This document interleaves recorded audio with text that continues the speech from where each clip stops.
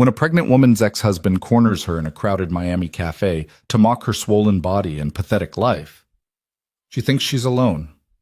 Until a stranger with cold eyes and a calm voice makes one thing clear. Some men protect, and some men destroy. What Elena Carter doesn't know is that the quiet man who just saved her isn't just powerful, he's dangerous. And he's about to dismantle her ex-husband's life piece by piece. If you want to see how far a ruthless protector will go for a woman he barely knows, stay until the end of this story. Hit that like button and drop a comment with your city so I can see how far Elena's journey reaches across the world. The afternoon sun blazed through the floor-to-ceiling windows of Castellanos Cafe, casting geometric shadows across the polished marble floor. Elena Carter sat alone at a corner table, her laptop open, her fingers trembling slightly as she typed. The cafe hummed with the soft chatter of Miami's elite, women in designer sunglasses, men in tailored linen suits, the gentle clink of espresso cups against porcelain saucers. She didn't belong here. Not anymore. 5 months pregnant, wearing a cotton dress she'd bought at a thrift store, Elena kept her eyes down and her presence small. The translation work she'd been doing for the past hour paid barely enough to cover rent, but it was all she had. Her bank account hovered dangerously close to zero. Her apartment was a studio in a neighborhood where sirens sang her to sleep every night, and her ex-husband had made sure that no legitimate translation agency in South Florida would hire her after the divorce. Mark Hale had connections. Mark Hale had money. Mark Hale had made her name synonymous with unstable and unreliable in every professional circle that mattered. But at least he was gone. At least she was free. Elena saved her document and closed her laptop, sliding it carefully into her worn canvas bag. She'd treat herself to a single pastry before heading home, a small luxury she could barely afford but desperately needed. The baby had been kicking all morning, restless and strong, and she placed one hand over the curve of her belly, whispering softly, "Just you and me, little one. We're going to be okay." She stood, adjusting the bag over her shoulder, and turned toward the counter. That's when she saw him. Mark Hale stood near the entrance, his smile sharp and predatory, his eyes locked on her like a hunter who'd just spotted wounded prey. He wore an expensive charcoal suit, his dark hair perfectly styled, his presence commanding immediate attention from everyone nearby. 2 colleagues flanked him, men she vaguely recognized from the law firm where Mark worked as a senior partner. Elena's blood turned to ice. Their eyes met across the crowded cafe, and Mark's smile widened. He said something to his companions, gestured in her direction, and started walking toward her with the casual confidence of a man who'd never been told no in his life. She wanted to run. Every instinct screamed at her to grab her bag and disappear through the back exit, but her legs wouldn't move. Her body betrayed her, rooted to the spot, her heart hammering so hard she thought it might break through her ribs. Mark stopped 3 feet away, close enough that she could smell his cologne, the same expensive scent that used to make her feel safe and now made her nauseous. "Elena." His voice was smooth, pleasant, loud enough for nearby tables to hear. What a surprise. She forced herself to breathe. "Mark." His gaze dropped slowly, deliberately, to her pregnant belly. His smile didn't waver, but something cold and cruel flickered in his eyes. "Well, look at you." Elena's hand instinctively moved to cover her stomach, a protective gesture she immediately regretted. It made her look weak, vulnerable, exactly what he wanted. "I'm just leaving," she said quietly, trying to step around him. Mark moved with her, blocking her path. "Leaving? Already?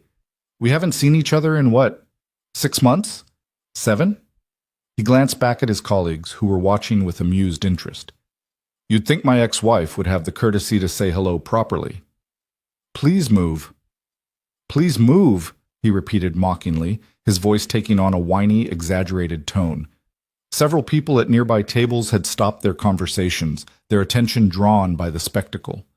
"God, you always were so dramatic, so needy." Heat flooded Elena's cheeks.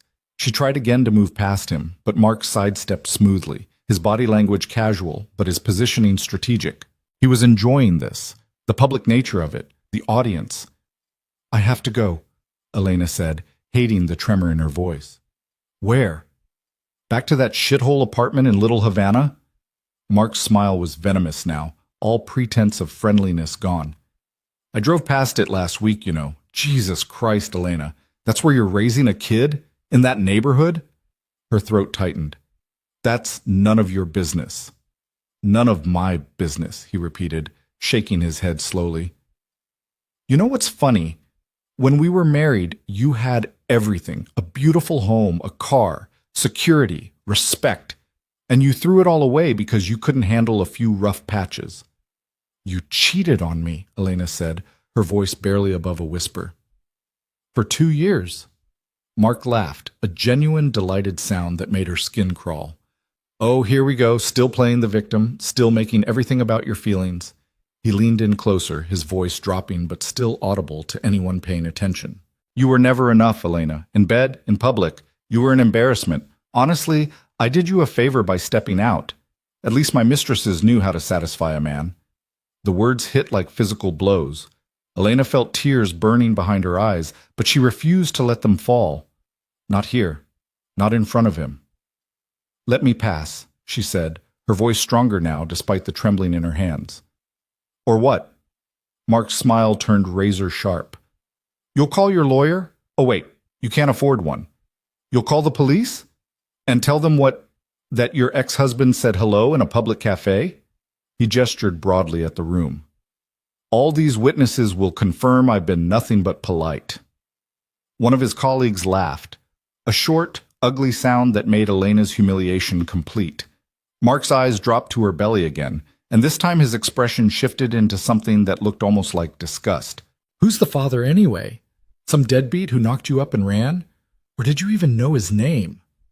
Elena's vision blurred. The cafe seemed to tilt around her. She couldn't breathe, couldn't think, couldn't... That's enough. The voice cut through the noise like a blade, quiet, controlled, and absolutely lethal. Elena's head snapped up. Mark turned, his confident smile faltering slightly. A man stood behind Mark, close enough to be threatening but far enough to maintain perfect composure.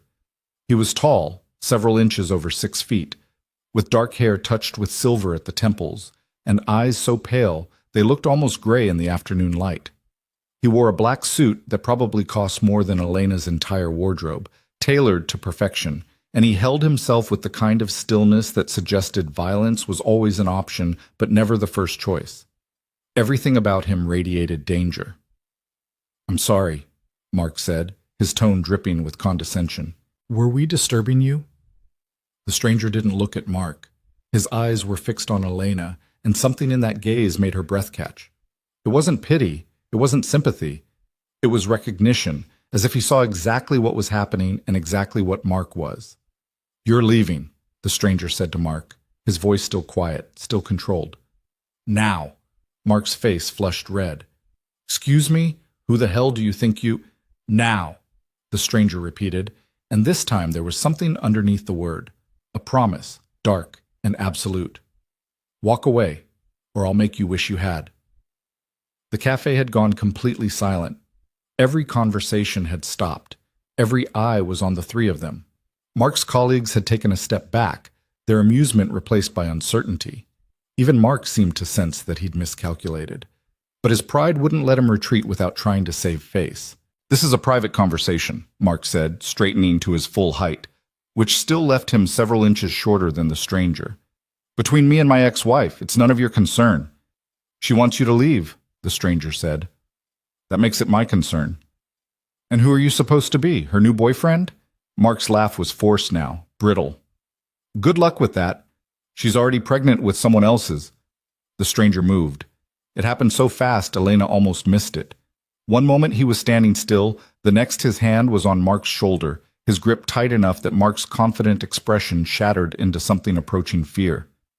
Listen very carefully, the stranger said, his voice dropping to a whisper that somehow carried through the entire cafe.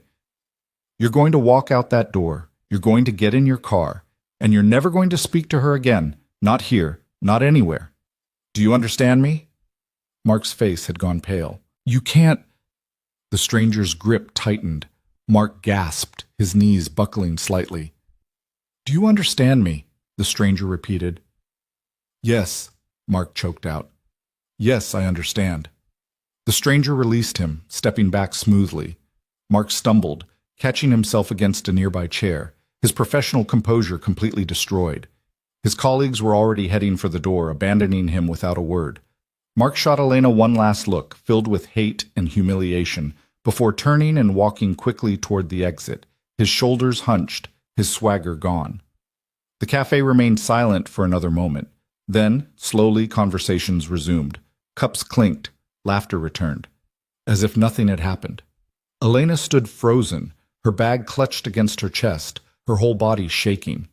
The stranger turned to her, and his expression softened, just slightly, just enough to let her see the man beneath the dangerous exterior. "Are you all right?" he asked. Elena opened her mouth to respond, but no words came out. She nodded instead, not trusting her voice. "Sit down," he said gently, gesturing to the chair she'd vacated. "Please." She sat because her legs wouldn't hold her anymore. The stranger pulled out the chair across from her and sat down as well, maintaining a respectful distance, his movements careful and deliberate. "My name is Luca Moretti," he said, "and you don't have to be afraid." Elena stared at him, her mind struggling to process what had just happened. I don't understand." "You don't need to understand anything right now," Luca said, "but I need you to listen to me. The man who was just here, he's not going to bother you again. Not if I have anything to say about it." "You don't even know me," Elena whispered. Luca's expression didn't change, but something flickered in those pale eyes, something that might have been understanding or memory or pain. "No," he agreed. "I don't, but I know men like him. And I know what they do to people who can't fight back." He reached into his jacket pocket and pulled out a business card, placing it on the table between them. The card was simple, cream-colored, expensive paper, with just a name and a phone number embossed in black. "If he contacts you again," Luca said, "call me, day or night. It doesn't matter." Elena looked down at the card, then back up at him. "Why are you doing this?" "Because no one did it for someone I cared about," Luca said quietly. "And I've regretted it every day since." Before Elena could respond, a waiter appeared at their table, his expression nervous. "Mr. Moretti, I'm so sorry for the disturbance. Can I get you anything, coffee, something to eat?" Luca glanced at Elena. "Are you hungry?" She shook her head, still too shaken to think about food. "2 espressos," Luca said to the waiter, and whatever pastry she was going to order before she was interrupted. "I didn't—" Elena started. "You were looking at the case earlier," Luca said. "The almond croissant. I noticed." The waiter nodded and hurried away. Elena sat in stunned silence, trying to understand how this stranger had noticed something so small, so insignificant, in the middle of everything else. "You don't have to stay," she said finally. "I'm fine now. Really." "You're shaking," Luca observed. Elena looked down at her hands and realized he was right. She pressed them flat against the table, trying to steady herself. "He caught me off guard. That's all." "He ambushed you," Luca corrected. "In a public place where you should have felt safe. That's not the same thing." The waiter returned with their espressos and a delicate pastry arranged on fine china. Elena stared at it, her appetite completely gone, but something in Luca's steady presence made her pick up the fork anyway. "How long were you married?" Luca asked. 3 years, Elena said. "Divorced 7 months ago." Luca nodded slowly, processing this information. "And the baby?" Elena's hand moved instinctively to her belly. "Not his. I was already gone when—" She trailed off, realizing she didn't owe this man any explanations.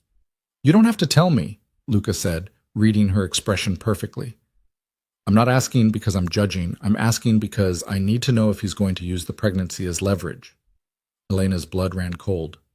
"What do you mean?" "Men like your ex-husband don't let go easily," Luca said, "especially when they've lost control of the narrative. He humiliated himself in there just now, in front of his colleagues, in front of witnesses. He's going to want revenge for that. And if there's any legal angle he can use regarding the baby, custody claims, paternity challenges, anything, he'll use it."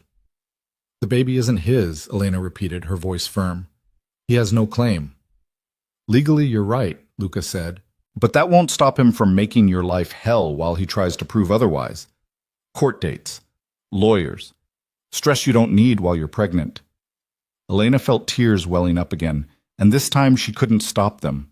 They spilled down her cheeks silently, and she wiped them away with shaking hands, embarrassed to be falling apart in front of a stranger. Luca reached across the table and gently pushed a napkin toward her. "I have lawyers," he said quietly. "Good ones. The kind who make problems disappear before they become problems. If your ex-husband tries anything, and I mean anything, I'll make sure you're protected." "Why?" Elena asked again, her voice breaking. "Why would you do this for me?" Luca was silent for a long moment, his pale eyes distant, as if he was looking at something or someone far away. When he finally spoke, his voice was softer than before. "Because a long time ago, someone I loved was in a situation like yours, and I wasn't there to help her. I wasn't strong enough, wasn't smart enough, wasn't ruthless enough." He paused, and something dark crossed his face. "By the time I figured out how to be all those things, it was too late." Elena didn't know what to say to that. The grief in his voice was real, raw, and it made her chest ache with recognition. Whatever had happened to him, whatever he'd lost, it had shaped him into the man sitting across from her now, dangerous and kind in equal measure. "I can't pay you," Elena said finally. "I don't have money for lawyers. I can barely afford rent." "I'm not asking you to pay me," Luca said. "I'm asking you to let me help." "Why me?" Elena whispered. "You could help anyone. Why stop for me?" Luca's expression softened almost imperceptibly. "Because you reminded me of her. The way you stood there, trying to be strong even though you were terrified. The way you protected your baby even though you were falling apart." He paused. "And because no one else in this entire cafe was going to do a damn thing to stop what was happening." Elena looked around the room, at the well-dressed patrons who'd watched her humiliation like it was entertainment, who'd turned away the moment it was over, who'd already forgotten she existed. "People are cowards," Luca said quietly. "They don't want to get involved. They don't want the trouble. But men like your ex-husband, they count on that. They count on everyone being too polite, too scared, too indifferent to stop them." "And you're not scared of him," Elena said. It wasn't a question. "No," Luca agreed. "I'm not." They sat in silence for a moment, the weight of unspoken things hanging between them. Elena took a small bite of the croissant. It was perfect, buttery and light, but it tasted like ash in her mouth. "What do you do?" she asked, trying to steer the conversation towards safer ground. "For work, I mean." Luca's smile was faint, barely there. "I own businesses. Import-export mostly, some real estate, investments." It was a careful answer, Elena realized. The kind of answer that sounded legitimate but revealed almost nothing. She thought about the way the waiter had addressed him, Mr. Moretti, with that nervous deference. She thought about the suit that probably cost $10,000, the way Mark's colleagues had retreated the moment Luca had moved. This was not an ordinary businessman. But Elena was too tired, too shaken, too grateful to care. "I should go," she said, starting to gather her things. "Let me drive you home," Luca said immediately. "That's not necessary. It's not about necessity," Luca interrupted gently. "It's about making sure you get there safely. Your ex-husband knows where you were. He might be waiting outside." The thought hadn't even occurred to her, and now it sent ice flooding through her veins. "Oh, God." "Let me drive you," Luca repeated. "Please." Elena nodded slowly, too exhausted to argue. Luca stood and offered his hand to help her up. His grip was warm, steady, and for the first time in hours, Elena felt like she could breathe properly. They walked out of the cafe together, Luca maintaining a protective distance that felt reassuring rather than suffocating. A black Mercedes waited at the curb, sleek, expensive, and utterly impersonal.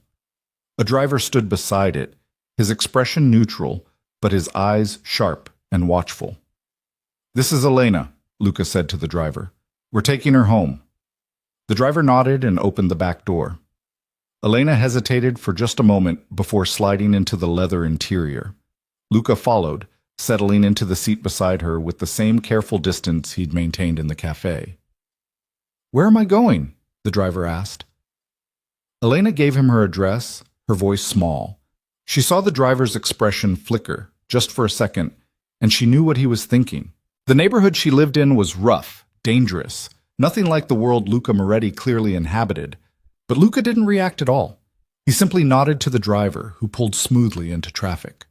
They drove in silence through the crowded streets of Miami, the afternoon sun turning the ocean into a sheet of gold. Elena watched the city pass by outside her window, her mind still reeling from everything that had happened. "He's going to come after me," she said suddenly. "Mark, he won't let this go." "No," Luca agreed. "He won't." "So what do I do?" Luca turned to look at her, and his pale eyes were absolutely steady. "You let me handle it." "I don't even know you," Elena said, but there was no heat in the words, just exhaustion. "You will," Luca said simply. The car pulled up outside her building, a dingy three-story structure with bars on the windows and graffiti on the walls. Elena felt a flush of shame, seeing it through Luca's eyes, but he didn't even glance at the building. His attention was entirely on her. "I'm going to give you a number," Luca said. "Not the one on the card. My personal cell. If anything happens, if he shows up, if he calls, if you feel unsafe for any reason, you call me immediately. Do you understand?" Elena nodded. Luca pulled out his phone and tapped something quickly, then showed her the screen. She committed the number to memory, then pulled out her own ancient phone and saved it. "I mean it," Luca said. "Day or night. It doesn't matter. You call." "Okay," Elena whispered. The driver had already opened her door. Luca walked her to the entrance of her building, his presence commanding enough that the usual loiterers scattered without being asked. At the door, Elena turned to face him. "Thank you," she said, "for everything. I don't know how to—" "You don't have to thank me," Luca said. "Just stay safe, and call if you need me." He waited until she was inside, until she'd climbed the stairs to her second-floor apartment, until she'd unlocked her door and stepped inside to safety. Only then did he turn and walk back to the car. Elena stood in her tiny apartment, her bag still clutched against her chest, and finally let herself fall apart. She sank onto her second-hand couch and sobbed, great wrenching sobs that shook her entire body and made the baby kick in protest. But underneath the fear and the shame and the exhaustion, there was something else. Hope. For the first time in months, Elena felt like maybe, just maybe, she wasn't completely alone. The next morning, Elena woke to her phone buzzing insistently on the nightstand.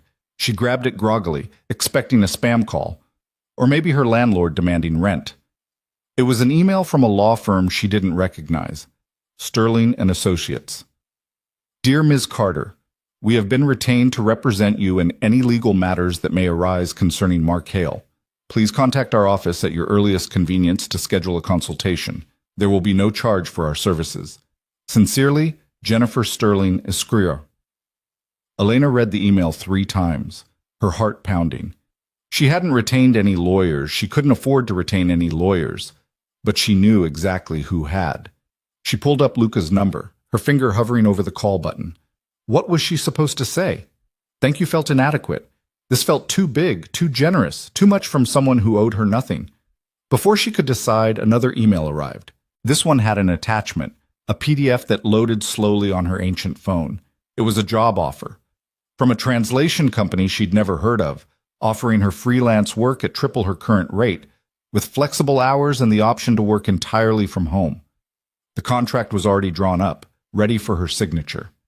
Elena's hands started shaking again. She called the number Luca had given her. He answered on the second ring.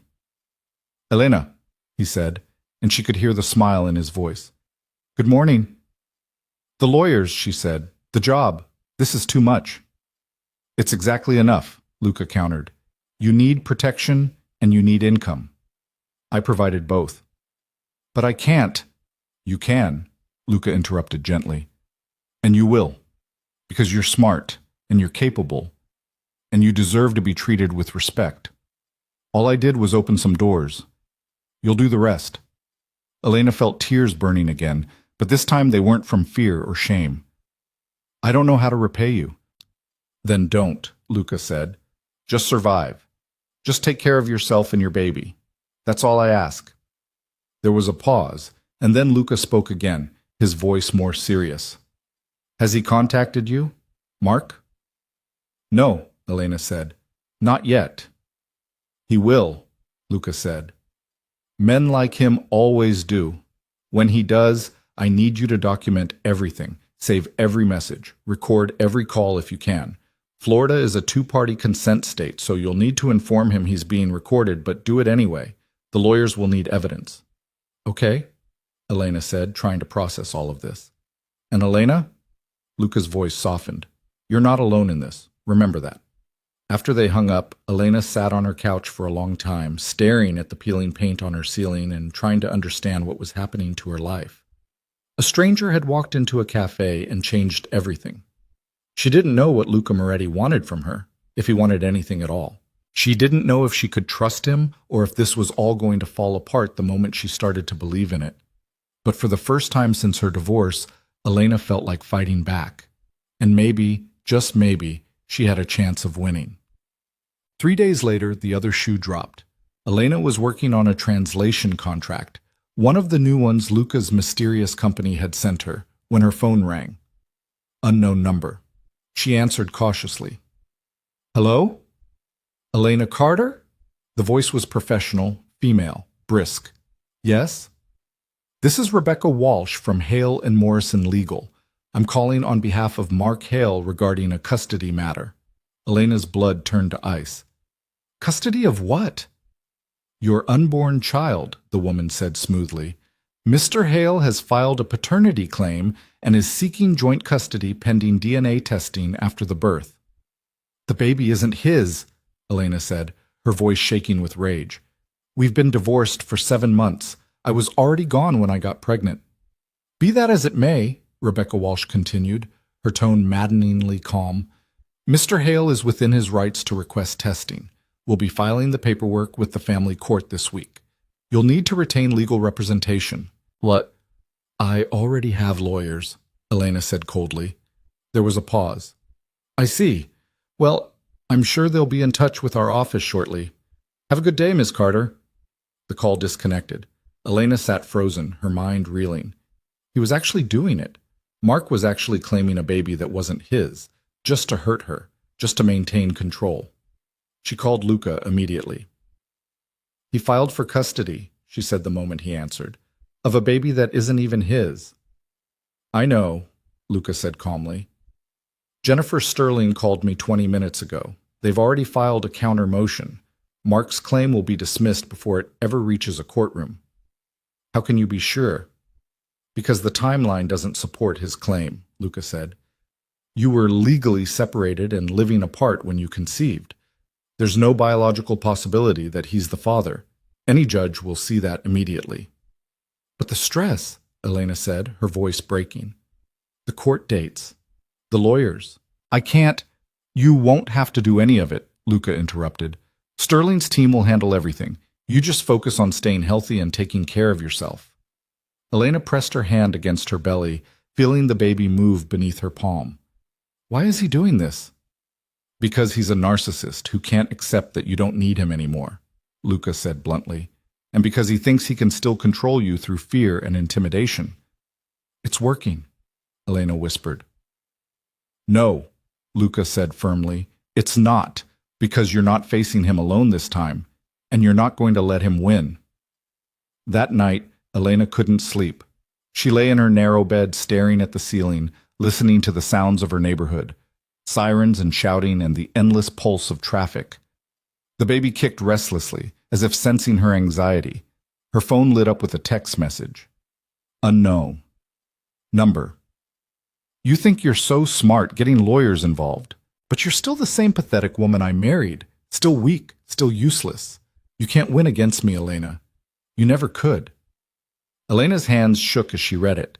Then she took a screenshot, saved it, and forwarded it to both Jennifer Sterling and Luca Moretti. Luca's response came immediately. Document everything. He's digging his own grave. Elena fell asleep with her phone clutched in her hand, Luca's number still on the screen. She dreamed of courtrooms and custody battles and a future where she was always running, always afraid, always looking over her shoulder. But when she woke the next morning, sunlight was streaming through her window, and her phone showed a new email from Sterling and Associates. Mark Hale's custody claim has been dismissed with prejudice. Judge ruled no standing. He cannot file again. You're safe. Elena read the message 3 times before she let herself believe it. Then she called Luca, and when he answered, all she could say was, "Thank you." "Well, you're welcome," Luca said gently. "But Elena?" "Yes?" "This isn't over. Mark will try something else. Men like him always do." "I know," Elena said, and she did. But for the first time she wasn't afraid, because she wasn't alone anymore. Viet lai voi huk hei, hun kich tinul, hun tu hut ngui ngei yum. 1403. Opening hook, 100 words. She was 5 months pregnant, cornered in a crowded cafe, while her ex-husband told a room full of strangers that she was trash, until a man with killer's eyes and a voice like death stepped between them and made one thing perfectly clear: touch her again, and they'll never find your body. Elena Carter thought she was alone in the world. She was wrong. The man who just saved her life is about to destroy her ex-husband's entire existence, piece by piece, and he won't stop until she's free. If you want to see a powerful man dismantle a bully with nothing but cold precision and ruthless protection, stay until the end. Hit like and comment with your city. Let's see how far this story of revenge and redemption reaches. Part 1. Public humiliation. The slap of expensive leather shoes against marble should have been her first warning. Elena Carter sat in the corner of Castellano's cafe, her fingers frozen over her laptop keyboard, every instinct screaming at her to run. But pregnant women don't run fast, and women with $3 in their checking account don't make scenes in upscale Miami cafes where a single espresso costs more than their dinner. So she sat very still and prayed he wouldn't see her. 5 months pregnant, alone, wearing a thrift store dress that barely stretched over her belly, surrounded by women in Prada and men who thought $20 was a reasonable tip. She didn't belong here anymore. She'd only come because the Wi-Fi was free, and the translation work she'd been grinding through for the past 4 hours required a stable connection her apartment couldn't provide. The neighborhood where she lived now, where sirens sang lullabies and gunshots marked the hours, had internet that cut out every 20 minutes. Mark Hale had made sure of that. Her ex-husband had connections throughout South Florida, lawyers, businessmen, politicians. When their divorce finalized 7 months ago, he'd destroyed her professionally with a few well-placed phone calls. Unstable, he'd told the translation agencies. Unreliable, emotionally compromised. No one would hire her after that. So Elena took whatever freelance scraps she could find, working for rates that barely covered rent, watching her savings evaporate while her belly grew and her options shrank to nothing. But at least she was free of him. At least, well, look what we have here. The voice cut through the cafe's ambient noise like a blade through silk, smooth, pleasant, loud enough for nearby tables to hear. Elena's blood turned to ice water. She looked up slowly, praying she was wrong, knowing she wasn't. Mark Hale stood 3 feet from her table, flanked by 2 colleagues from his law firm, his smile sharp enough to cut glass. He wore a charcoal suit that probably cost more than her monthly rent, his dark hair perfectly styled, his presence commanding immediate attention from everyone within earshot. Their eyes met. His smile widened. "Elena," he said, his tone dripping with false warmth. What an unexpected surprise. She couldn't speak, couldn't breathe, could only stare at him while her heart tried to hammer its way out of her chest. The baby kicked, hard, urgent, as if sensing danger. Elena's voice came out barely above a whisper. "I was just leaving." "Leaving?" Mark's eyebrows rose in exaggerated surprise. "But we haven't seen each other in months. Surely you can spare a few minutes for your ex-husband." He glanced at his colleagues, who were watching with undisguised amusement. "After all, we parted on such good terms, didn't we?" They hadn't. The divorce had been vicious, a systematic dismantling of everything Elena thought she knew about the man she'd married. 3 years of gaslighting, infidelity, and psychological warfare that had left her broken and bankrupt. But Mark was rewriting history for his audience, and Elena knew better than to contradict him in public. She closed her laptop carefully, her hands shaking. "Please excuse me." She tried to stand. Mark moved closer, blocking her path. Not obviously, not aggressively, just enough that she'd have to physically push past him to leave. "Sit down, Elena," he said, still smiling. "We're having a conversation." "I don't want to talk." "Sit down." The command was quiet but absolute. Several people at nearby tables had stopped their conversations, their attention drawn to the spectacle unfolding. Elena sat. She hated herself for it, but she sat. Mark's smile returned, victorious. He pulled out the chair across from her and settled into it like a king claiming his throne. His colleagues remained standing, watching like vultures waiting for something to die. "So," Mark said, his eyes dropping deliberately to Elena's pregnant belly, "I see you've been busy." Heat flooded Elena's face. She wanted to cover herself, to hide the evidence of her body's betrayal, but that would only give him more ammunition. "It's none of your business," she said quietly. "None of my business," Mark repeated, his tone mocking. He looked at his colleagues again. "Did you hear that, gentlemen? The mother of my potential child says it's none of my business." "It's not your child," Elena said, her voice stronger now despite the trembling in her hands. "We've been divorced for 7 months, you know that." "Do I?" Mark leaned forward, his elbows on the table, his smile turning predatory. "Because my lawyer seems to think there's some ambiguity about the timeline. Some question about exactly when you got pregnant." Elena's stomach dropped. "There's no ambiguity. I was already gone when you opened your legs for whoever knocked you up." Mark's voice was still pleasant, conversational, but the words landed like punches. "Was it someone from that shithole neighborhood you live in now? Some drug dealer? Gang member?" The cruelty was breathtaking. Elena felt tears burning behind her eyes, but she refused, absolutely refused, to let them fall. "You're disgusting," she whispered. "I'm disgusting?" Mark laughed.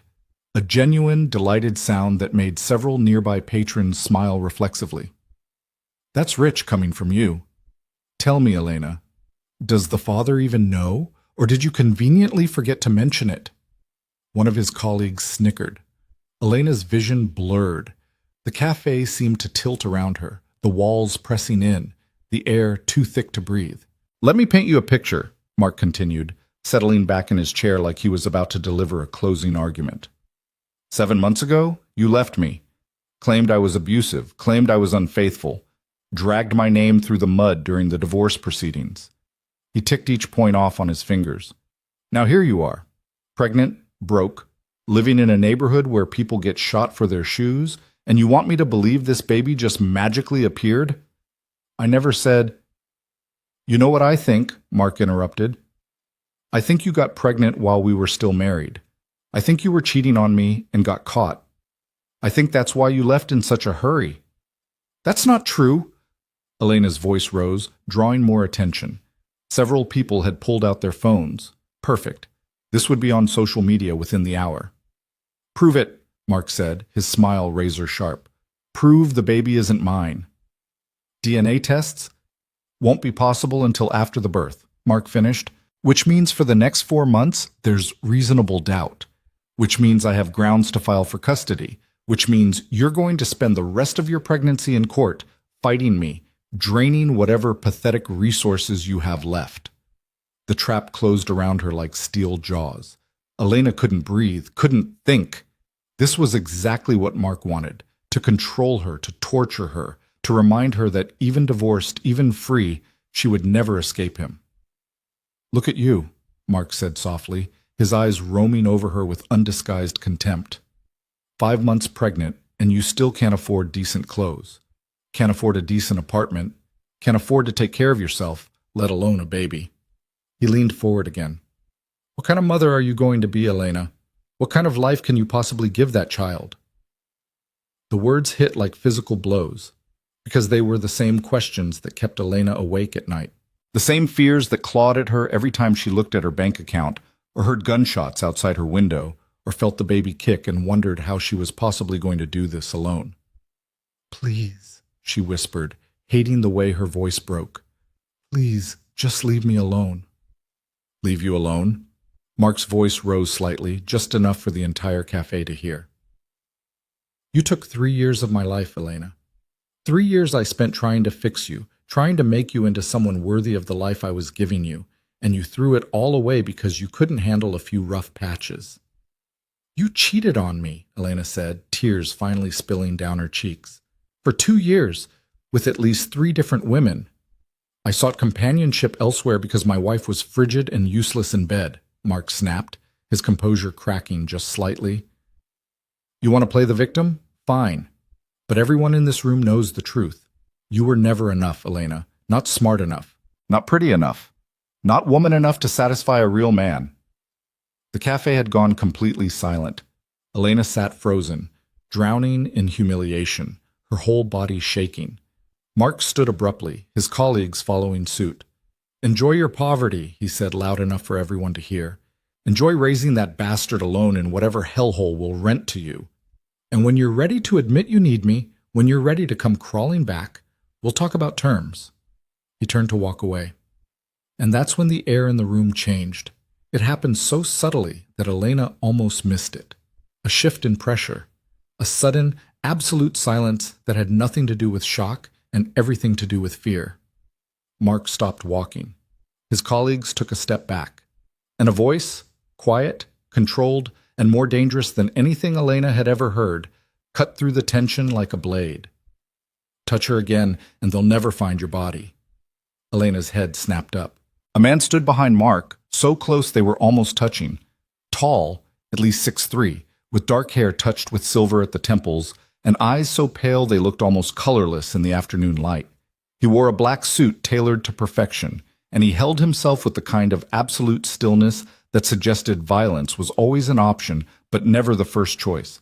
Everything about him screamed danger. Mark turned slowly, his confident smile faltering. "Excuse me?" The stranger didn't repeat himself. He simply stared at Mark with those pale killer's eyes, and something in that gaze made Mark take an involuntary step backward. "This is a private conversation," Mark said, his voice not quite steady. "Between me and my ex-wife." "No," the stranger said quietly. "This is a public humiliation, and it's over." "Who the hell do you think you are?" The stranger smiled, but there was no warmth in it, no humor, just a cold, lethal promise that made the temperature in the cafe seem to drop 10 degrees. "Walk away," the stranger said.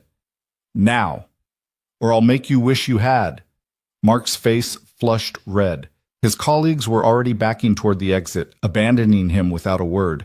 "You can't threaten me. I'm a lawyer. I'll have you arrested for—" The stranger moved. One moment he was standing still. The next his hand was on Mark's shoulder, his grip tight enough that Mark gasped, and his knees buckled slightly. "Listen very carefully," the stranger whispered, but somehow his voice carried through the entire cafe. "You're going to walk out that door. You're going to get in your car, and you're never going to speak to her again. Not here, not anywhere. If I see you near her, if I hear you've contacted her, if you so much as think about her too loudly, I will end you. Do you understand?" Mark's face had gone white. "You can't!" The stranger's grip tightened. Mark made a choked sound. "Do you understand?" "Yes," Mark gasped. "Yes, I understand." The stranger released him, stepping back smoothly. Mark stumbled, catching himself against a chair, all his earlier confidence shattered. He looked at Elena once, a look filled with rage and humiliation and fear, and then he turned and walked quickly toward the exit, his shoulders hunched, his swagger completely gone. His colleagues had already disappeared. The cafe remained silent for another heartbeat. Then conversations resumed. Phones were put away. The show was over. Elena sat frozen, her heart pounding so hard she thought it might break through her ribs. The stranger turned to her, and his expression shifted, softened, just enough that she could see the man beneath the monster. "Are you hurt?" he asked. Elena opened her mouth, but no sound came out. She shook her head. "Sit for a moment," the stranger said gently, gesturing to her chair. "You're shaking." Elena realized she was still half standing, her bag clutched against her pregnant belly like a shield. She sank back into the chair, her legs unable to hold her. The stranger pulled out the chair Mark had vacated and sat down, maintaining a careful distance. Up close, Elena could see more details. The expensive watch on his wrist, the faint scar along his jawline, the way his hands rested on the table with perfect, controlled stillness. "My name is Luca Moretti," he said. And you don't have to be afraid anymore. I don't understand, Elena whispered. You don't need to understand, Luca said. But I need you to listen. The man who was just here, he's not going to bother you again. You don't even know me. Luca's expression didn't change, but something flickered in those pale eyes. No, but I know men like him, and I know what happens when no one stops them. He reached into his jacket and pulled out a business card, placing it on the table between them. Cream-colored, expensive paper, just a name and a phone number. If he contacts you again, Luca said, call me, day or night. Elena stared at the card. Why are you doing this? Luca was quiet for a long moment.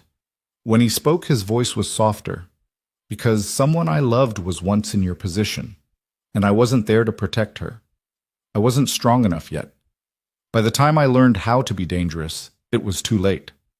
Before Elena could respond, a waiter appeared, nervous and deferential. Mr. Moretti, I apologize for the disturbance. Can I bring you anything? Luca glanced at Elena. Are you hungry? She shook her head, still too shocked to think about food. 2 espressos, Luca told the waiter. And the almond croissant she was looking at earlier. The waiter hurried away. Elena stared at Luca. How did you... I noticed you looking at the display case before your ex-husband arrived, Luca said simply. You deserve something sweet after what you just endured. The kindness broke something inside her. Elena felt fresh tears welling up, and this time she couldn't stop them.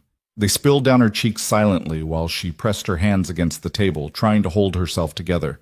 Luca pushed a napkin toward her without a word. He's going to come after me, Elena whispered. He meant what he said about custody, about the courts. He'll make my life hell just because he can. No, Luca said calmly. He won't. You don't understand. Mark has money, connections, lawyers. I have better lawyers, Luca interrupted, and more money, and connections that make his look like a child's birthday party. He paused. If you'll let me, I'll make sure he never touches you or your child again. Elena looked up at him, searching his face for deception, for ulterior motives, for any sign that this was too good to be true. All she saw was deadly certainty. Why? She asked again. Why would you do this for a stranger? Luca's jaw tightened almost imperceptibly. Because I have the power to help, and you need help. That's reason enough. The waiter returned with their espressos and the pastry, arranged on delicate china. Elena stared at it, her appetite gone, but something in Luca's steady presence making her pick up the fork anyway. How long were you married to him? Luca asked. 3 years, divorced 7 months ago. And the baby? Elena's hand moved instinctively to her belly. Not his. I was already gone when I got pregnant. He'll claim otherwise, Luca said. Men like your ex-husband use any weapon they can find. The pregnancy gives him leverage, even if the biology doesn't support his claim. I know, Elena said miserably. He already said he's filing for custody. He won't get it, Luca said with absolute confidence. But he will try to drag you through hell first. Court dates, depositions, legal fees you can't afford. Fresh tears spilled down Elena's cheeks. I don't have money for lawyers. I can barely pay rent. You won't need money, Luca said. I have a team of attorneys who specialize in cases like this. They'll handle everything. I can't accept... You can, Luca interrupted gently. And you will. Because that baby deserves a mother who isn't drowning in legal warfare. And you deserve to fight back against a man who's been abusing you with impunity. Elena looked at him through her tears.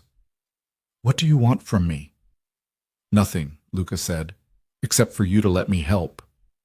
They sat in silence while Elena processed this impossible offer from this impossible man. Every instinct screamed that this was too good to be true, that there had to be a catch, that she was trading one form of control for another. But when she looked into Luca Moretti's pale eyes, she didn't see Mark's cruelty or manipulation. She saw grief and rage, and a determination so absolute it was almost frightening. Okay, Elena whispered. Okay. Luca nodded once. I'm going to drive you home. Your ex-husband might be waiting outside. The thought sent ice through her veins. Oh, God. You're safe, Luca said firmly. I promise you that. He stood and offered his hand. Elena took it, letting him help her up. His grip was warm, steady, and for the first time in months, Elena felt like maybe, just maybe, she was going to survive this. They walked out of the cafe together, Luca's presence clearing a path through the crowded room. A black Mercedes waited at the curb, sleek and expensive, a driver standing beside it with watchful eyes. "This is Elena," Luca told the driver. "We're taking her home." The back door opened. Elena hesitated only a moment before sliding into the leather interior. Luca settled beside her, maintaining that careful distance. "Where to?" the driver asked. Elena gave her address, her voice small. She saw the driver's expression flicker, just for a second, and she knew what he was thinking. The neighborhood she lived in was nothing like the world Luca Moretti inhabited. But Luca didn't react. He simply nodded to the driver, who pulled into traffic. They drove in silence through Miami's streets, the afternoon sun turning the ocean to liquid gold. Elena watched the city pass outside her window, her mind still reeling. "He's going to retaliate," she said suddenly. "Mark, this isn't over." "No," Luca agreed. "It's not. But this time you're not facing him alone." The car pulled up outside her building. 3 stories of peeling paint and barred windows. Elena felt shame crawling up her spine, but Luca's expression never changed. He walked her to the entrance, his presence making the usual loiterers scatter. At the door, Elena turned. "Thank you for everything. I don't know how to—" "Don't thank me yet," Luca said. "Thank me when this is over and you're free." He waited until she was inside, until she'd climbed to her second-floor apartment, until she'd locked the door behind her. Only then did he turn and walk back to the car. Elena stood in her tiny apartment and finally let herself break. She sank onto her second-hand couch and sobbed until she had nothing left. But underneath the fear and exhaustion, there was something new, something that felt almost like hope. The story continues as Elena discovers Luca's lawyers have already begun dismantling Mark's life, one legal document at a time. Elena woke the next morning to sunlight streaming through her cracked window and the insistent buzzing of her phone against the nightstand. For a moment, she forgot everything. Forgot Mark, forgot the cafe, forgot the stranger with killer's eyes who'd promised to protect her. Then reality crashed back in, and her stomach twisted into knots. She grabbed the phone, expecting spam or her landlord demanding rent 3 days early, like he always did. Instead, she found an email from a law firm she'd never heard of, Sterling and Associates. Her hands trembled as she opened it. "Dear Ms. Carter, we have been retained to represent you in all legal matters concerning Mark Hale. Please contact our office at your earliest convenience to schedule a consultation. All services will be provided at no cost to you. Additionally, we have already filed preliminary motions to block any custody claims Mr. Hale may attempt to pursue. You are under our protection as of this moment. Sincerely, Jennifer Sterling, Esquire." Elena read the email 3 times, her heart hammering. She hadn't retained any lawyers. She couldn't afford to retain any lawyers. Her entire savings account held $243, but she knew exactly who had made this happen. Before she could process it fully, another email arrived. This one had an attachment that loaded slowly on her ancient phone. When it finally appeared, Elena's breath caught in her throat. It was a job offer from a translation company she'd never heard of, Meridian Language Services, offering her freelance work at rates that made her current pittance look like pocket change. The contract specified flexible hours, work-from-home arrangements, and an immediate signing bonus of $5,000. $5,000. Elena's vision blurred with tears. She pressed one hand against her mouth to keep from sobbing and waking the neighbors.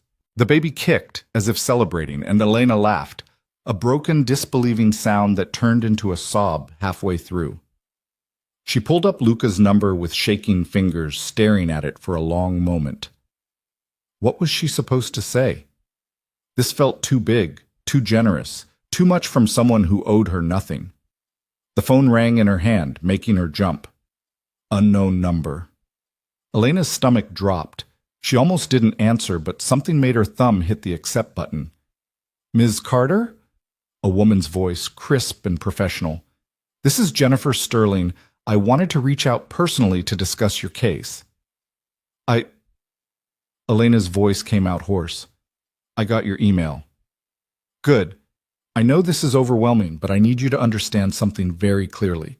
Mark Hale will not touch you or your child, legally, financially, or otherwise. My firm has already begun dismantling every avenue of attack he might use. How? Elena whispered. How is this even possible? Luca Moretti is a very persuasive man, Jennifer said, and there was something in her tone, respect mixed with wariness, that made Elena's skin prickle. When he asks for help, people don't say no. But I don't even know him. Why would he do this? Jennifer was quiet for a moment. That's a question you'll have to ask him yourself. All I can tell you is that when Luca Moretti decides to protect someone, heaven help anyone who tries to hurt them. After the call ended, Elena sat on her couch, staring at her phone. The morning light turned her shabby apartment almost golden, but it couldn't hide the water stains on the ceiling or the way the floorboards creaked with every breath of wind. She called Luca. He answered on the second ring. Elena, good morning. The lawyers, she said, her voice unsteady. The job. This is too much. It's exactly what you need, Luca corrected gently. You need protection, and you need income. I provided both. But I can't pay you back. I'm not asking you to pay me back, Luca interrupted.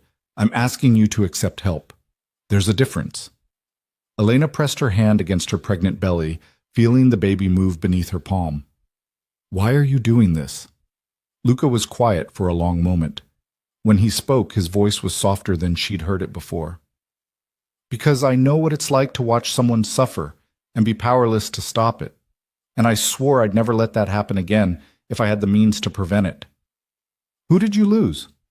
The question slipped out before Elena could stop it. Another pause, longer this time. Her name was Sophia. She was my sister, and a man very much like your ex-husband destroyed her piece by piece until there was nothing left to save. Elena's throat tightened. I'm sorry. Don't be sorry, Luca said, his voice hardening slightly. Just let me help you. Let me make sure your story ends differently than hers did. They talked for another 10 minutes, Luca explaining the legal strategy, the protection measures being put in place, the way forward. Elena listened, half stunned, as this stranger systematically dismantled every fear that had been keeping her awake at night. Has Mark contacted you? Luca asked finally. Not yet. He will, Luca said with absolute certainty. Men like him always do. When he does, I need you to document everything. Save every message. Record every call if you can. Florida is a two-party consent state, so you'll need to inform him he's being recorded, but do it anyway. The lawyers will use it. Okay, Elena said, trying to absorb all of this. And Elena? Luca's voice softened again. You're not alone in this. I need you to believe that. After they hung up, Elena sat in her apartment for a long time, watching dust motes dance in the sunlight and trying to understand what was happening to her life. A stranger had walked into a cafe and changed everything. She didn't know if she could trust it, didn't know if it would last. But for the first time since her divorce, Elena felt something she'd almost forgotten. Hope. The feeling lasted exactly 48 hours. Elena was working on her first translation assignment from Meridian, a technical manual that required focus and precision, when her phone rang. The number wasn't blocked, but she didn't recognize it. She answered cautiously. Hello? Elena Carter? A woman's voice, smooth as silk and twice as dangerous. Yes? This is Rebecca Walsh from Hale and Morrison Legal. I'm calling on behalf of Mark Hale regarding a custody matter concerning your unborn child. The words hit like a physical blow. Elena's hand flew to her belly protectively. The baby isn't his. Be that as it may, Rebecca continued in that maddeningly calm tone, Mr. Hale has the right to request paternity testing. We'll be filing the appropriate paperwork with family court this afternoon. You should retain legal representation. I already have lawyers, Elena said, her voice shaking with rage. There was a pause, brief but telling. I see. Well, I'm certain they'll be in touch with our office shortly. Have a pleasant day, Ms. Carter. The line went dead. Elena sat frozen, her translation forgotten, her mind reeling. He was actually doing it. Mark was actually claiming a baby that wasn't his, just to torment her, just to maintain control. She called Jennifer Sterling immediately. "I know," Jennifer said before Elena could speak. "Rebecca Walsh contacted our office 20 minutes ago.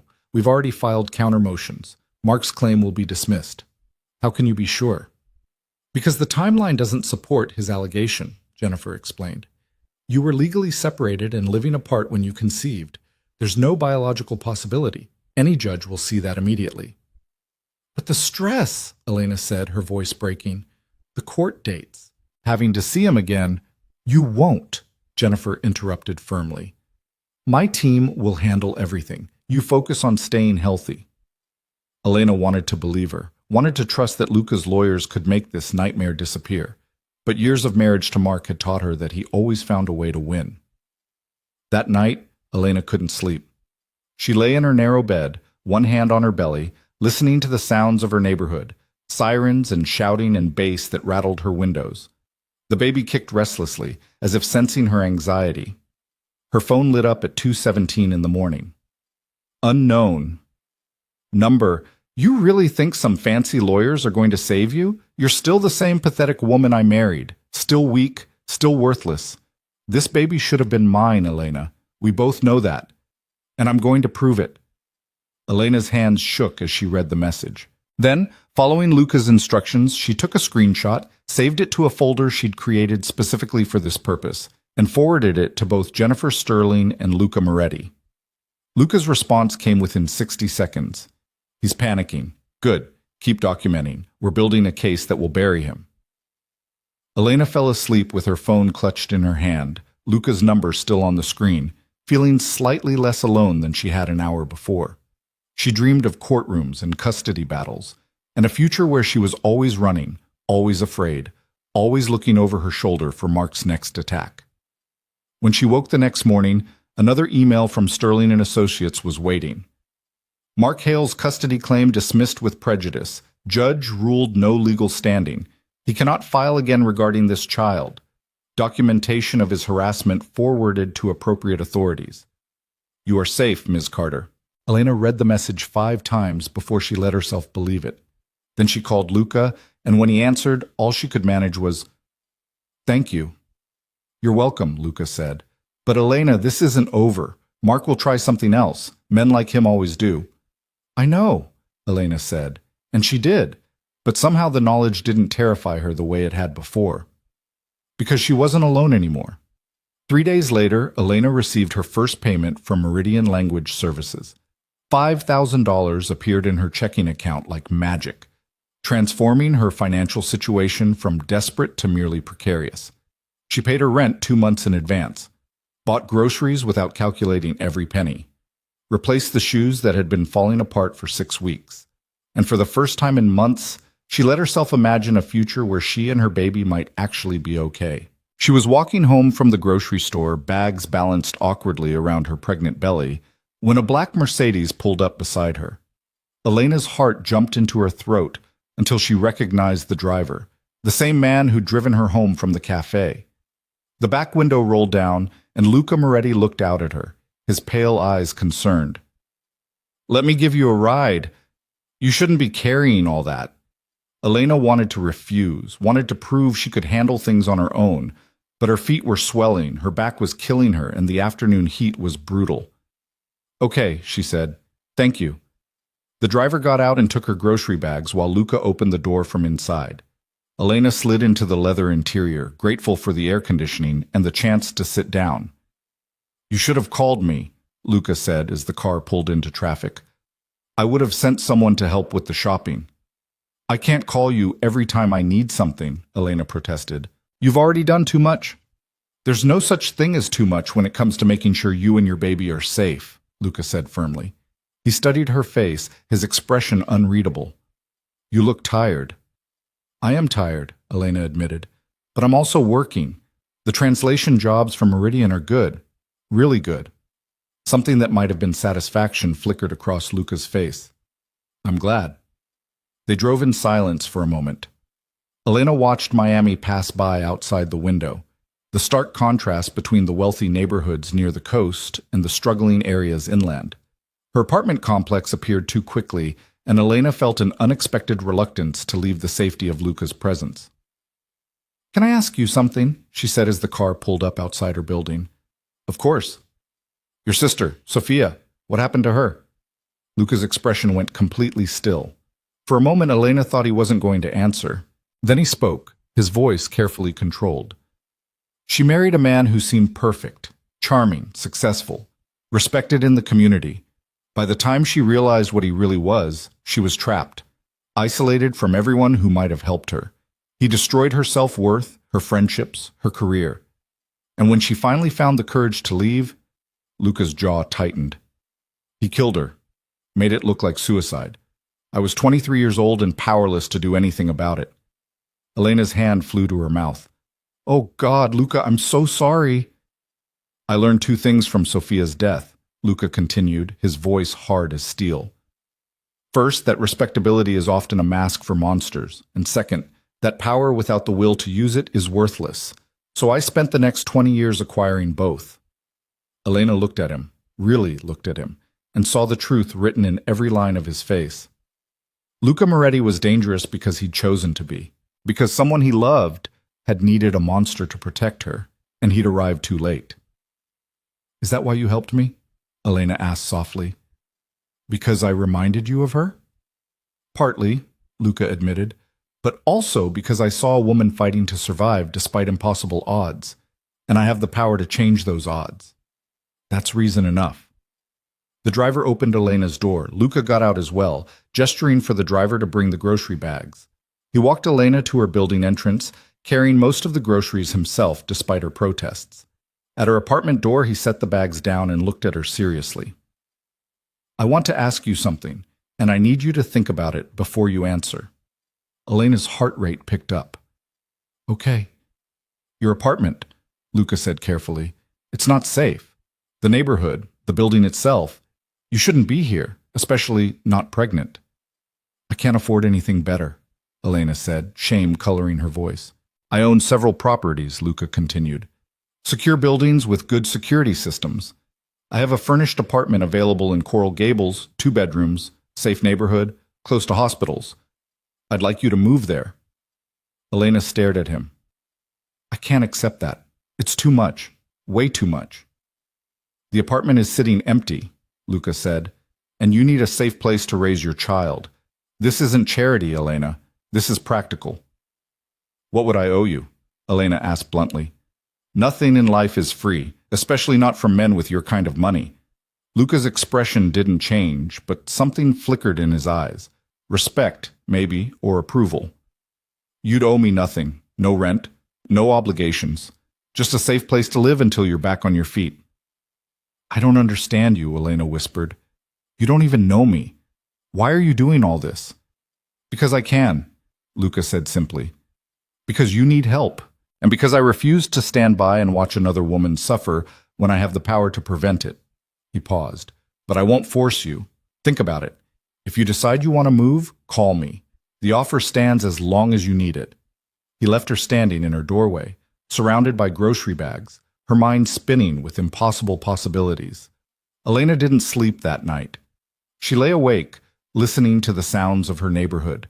Gunshots at midnight, a domestic dispute that had the cops showing up at 3 a.m., bass rattling her windows until dawn.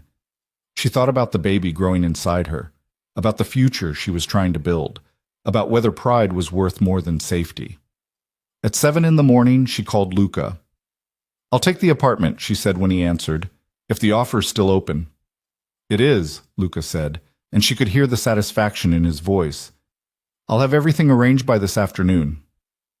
"Luca," Elena said before he could hang up, "why are you really doing this?" There was a long pause. "Because Sophia died in an apartment that looked a lot like yours, and I was too young, too powerless, too late to save her. I'm none of those things anymore." The line went quiet. "I won't let you down," Elena said softly. "I know," Luca replied. "That's why I'm helping you." By 5 o'clock that evening, professional movers were packing Elena's belongings, such as they were, into boxes. By 7, she was standing in a beautiful 2-bedroom apartment in Coral Gables, staring at hardwood floors and granite countertops and windows that didn't have bars on them. Luca appeared at 8, carrying takeout from a restaurant Elena couldn't afford. "You need to eat," he said, setting the bags on her new kitchen counter. "Real food, not whatever you've been surviving on." Elena wanted to argue, but the smell of the food made her stomach growl loudly enough that Luca smiled, a genuine expression that transformed his usually severe face into something almost warm. They ate together on her new couch, Chinese food from expensive containers, talking about inconsequential things. Elena learned that Luca spoke 4 languages, that he'd lived in Italy until he was 10, that he hated olives but loved good wine. She told him about her childhood in Ohio, her parents who died in a car accident when she was 19, her love of languages that had led her to translation work. It was the most normal evening Elena had experienced in months. When Luca finally stood to leave, Elena walked him to the door, suddenly reluctant to be alone in this beautiful new space. "Thank you," she said, "for everything. I know I keep saying that, but you don't have to keep thanking me," Luca interrupted gently. "Just focus on staying healthy and preparing for the baby." "Will I see you again?" The question came out more vulnerable than Elena intended. Luca looked at her, and something complicated crossed his face. "Yes," he said finally. "You'll see me again." After he left, Elena stood in her new living room, one hand on her belly, and tried to understand what was happening between her and Luca Moretti. He wasn't just protecting her, wasn't just helping her. He was becoming something she couldn't quite name yet, something that felt dangerous and safe in equal measure. The baby kicked, strong and insistent, and Elena smiled despite her confusion. "Just you and me," she whispered, "and maybe one mysterious man who won't let anything hurt us." Outside her new windows, Coral Gables spread out in safe, well-lit streets, and for the first time in months, Elena slept through the night without waking to sirens. Elena's new life in Coral Gables settled into a rhythm she'd never experienced before. Quiet mornings with coffee on her balcony, afternoons translating documents that actually paid her what she was worth, evenings when she could walk to the corner store without checking over her shoulder every 3 seconds. The apartment Luca had given her felt like a sanctuary, and for 3 weeks she let herself believe that maybe the worst was behind her. She should have known better. It was a Thursday afternoon, 6 months pregnant now, when Elena felt the first real contraction. Not the Braxton Hicks practice contractions her doctor had warned her about, but something deeper, sharper, wrong. She was alone in the apartment, working on a legal translation, when pain ripped through her abdomen hard enough to double her over. Her laptop clattered to the floor. Elena gasped, one hand flying to her belly, the other gripping the arm of the couch. The pain subsided after 30 seconds, leaving her breathless and terrified. She waited, counting her heartbeats, praying it was nothing. 5 minutes later, it happened again. This time, Elena felt wetness between her legs. She looked down and saw blood. Not much, but enough to send ice flooding through her veins. "No," she whispered. No, not yet. You're not ready yet." The baby kicked weakly, as if in protest. Elena grabbed her phone with shaking hands and called 911. The dispatcher's voice was calm, professional, asking questions Elena could barely focus on answering. Yes, she was pregnant, 6 months. Yes, she was bleeding. Yes, she was having contractions. No, there was no one with her. "An ambulance is on the way," the dispatcher said. "Stay on the line with me. Don't try to move." But Elena was already scrolling through her contacts with her free hand, finding Luca's number, calling him even as another contraction hit, and she cried out in pain. He answered on the first ring. "Elena? What's wrong?" "The baby," she gasped. "Something's wrong. I'm bleeding. Ambulance is coming, but I'm alone, and I can't." "Which hospital?" Luca's voice cut through her panic like a blade, sharp and focused. "Jackson Memorial." The dispatcher said. "I'm 20 minutes away," Luca said. "I'll meet you there." "Elena, listen to me. You're going to be fine. The baby is going to be fine. Do you understand?" "I'm scared," Elena whispered. "I know," Luca said, and his voice softened just slightly. "But you're not alone. I'm coming. Hold on." The ambulance arrived in what felt like seconds and hours simultaneously. Paramedics swarmed into her apartment, asking questions, checking her vitals, loading her onto a stretcher. Elena clutched her phone the entire time, Luca's voice a steady presence through the speaker. "I'm in the car," he was saying. "Tell me what the paramedics are saying." Elena relayed this information through her haze of pain and fear. Premature labor. Possible placental abruption. They needed to get her to the hospital immediately. "Luca, what if I lose the baby?" Elena's voice broke. "You won't," Luca said with absolute certainty. "You're strong. The baby is strong. You're both fighters." The ambulance ride was a blur of sirens and pain. Elena kept one hand on her belly, feeling the baby's movements growing weaker, and terror consumed her so completely she could barely breathe. At the hospital, they rushed her directly to labor and delivery. Nurses descended, hooking her up to monitors, starting IVs, asking endless questions. Elena answered on autopilot, her eyes fixed on the fetal heart monitor, watching the baby's heartbeat spike and dip with each contraction. "Miss Carter, we need to contact the father," one of the nurses said gently. "There is no father," Elena said through gritted teeth. "It's just me." "What about family? Someone we can call?" "There's no one," Elena started, and then the door burst open. Luca Moretti strode into the room like he owned it, his face set in lines of barely controlled fury and fear. His usually perfect suit was disheveled, his hair windswept, and Elena had never been so grateful to see another human being in her entire life. "I'm here," he said, moving immediately to her bedside and taking her hand. "I'm right here." "Sir, are you family?" the nurse asked. "Yes," Luca said without hesitation, his eyes never leaving Elena's face. "Sir, hospital policy requires—" "I said I'm family," Luca repeated, and something in his voice made the nurse take a step back. "Is there a problem?" "No, sir," the nurse said quickly. "No problem at all." Another contraction hit, and Elena squeezed Luca's hand so hard she thought she might break his fingers. He didn't flinch, just moved closer, his other hand brushing sweat-dampened hair back from her forehead. "Breathe," he said quietly. "Just breathe through it." "It's too early," Elena gasped when the contraction passed. "The baby's not ready. It's only been 6 months." "The baby will be fine," Luca said firmly. "These doctors are the best in Miami. They know what they're doing." A doctor appeared then, Dr. Morrison, according to her badge, with kind eyes and efficient hands. She examined Elena quickly while explaining the situation in a calm, professional voice. "You're in premature labor, but we're going to try to stop it," Dr. Morrison said. "We're giving you medications to help the baby's lungs develop faster, just in case, and we're going to do everything we can to keep you pregnant for at least a few more weeks." "And if you can't?" Elena whispered. "Jackson Memorial has one of the best NICUs in the state," Dr. Morrison said. "But let's focus on keeping this baby inside you for now, okay?" The next 6 hours were the longest of Elena's life. The medication they gave her made her shake and sweat. The contractions continued, relentless and agonizing. Nurses came and went, checking monitors, adjusting IV drips, murmuring to each other in medical terminology Elena couldn't follow. Through it all, Luca stayed. He held her hand through every contraction, wiped her face with cool cloths when the fever came, spoke to her in quiet Italian when the pain got too bad, words she didn't understand but found comforting anyway. "You don't have to stay," Elena said during one of the brief respites between contractions.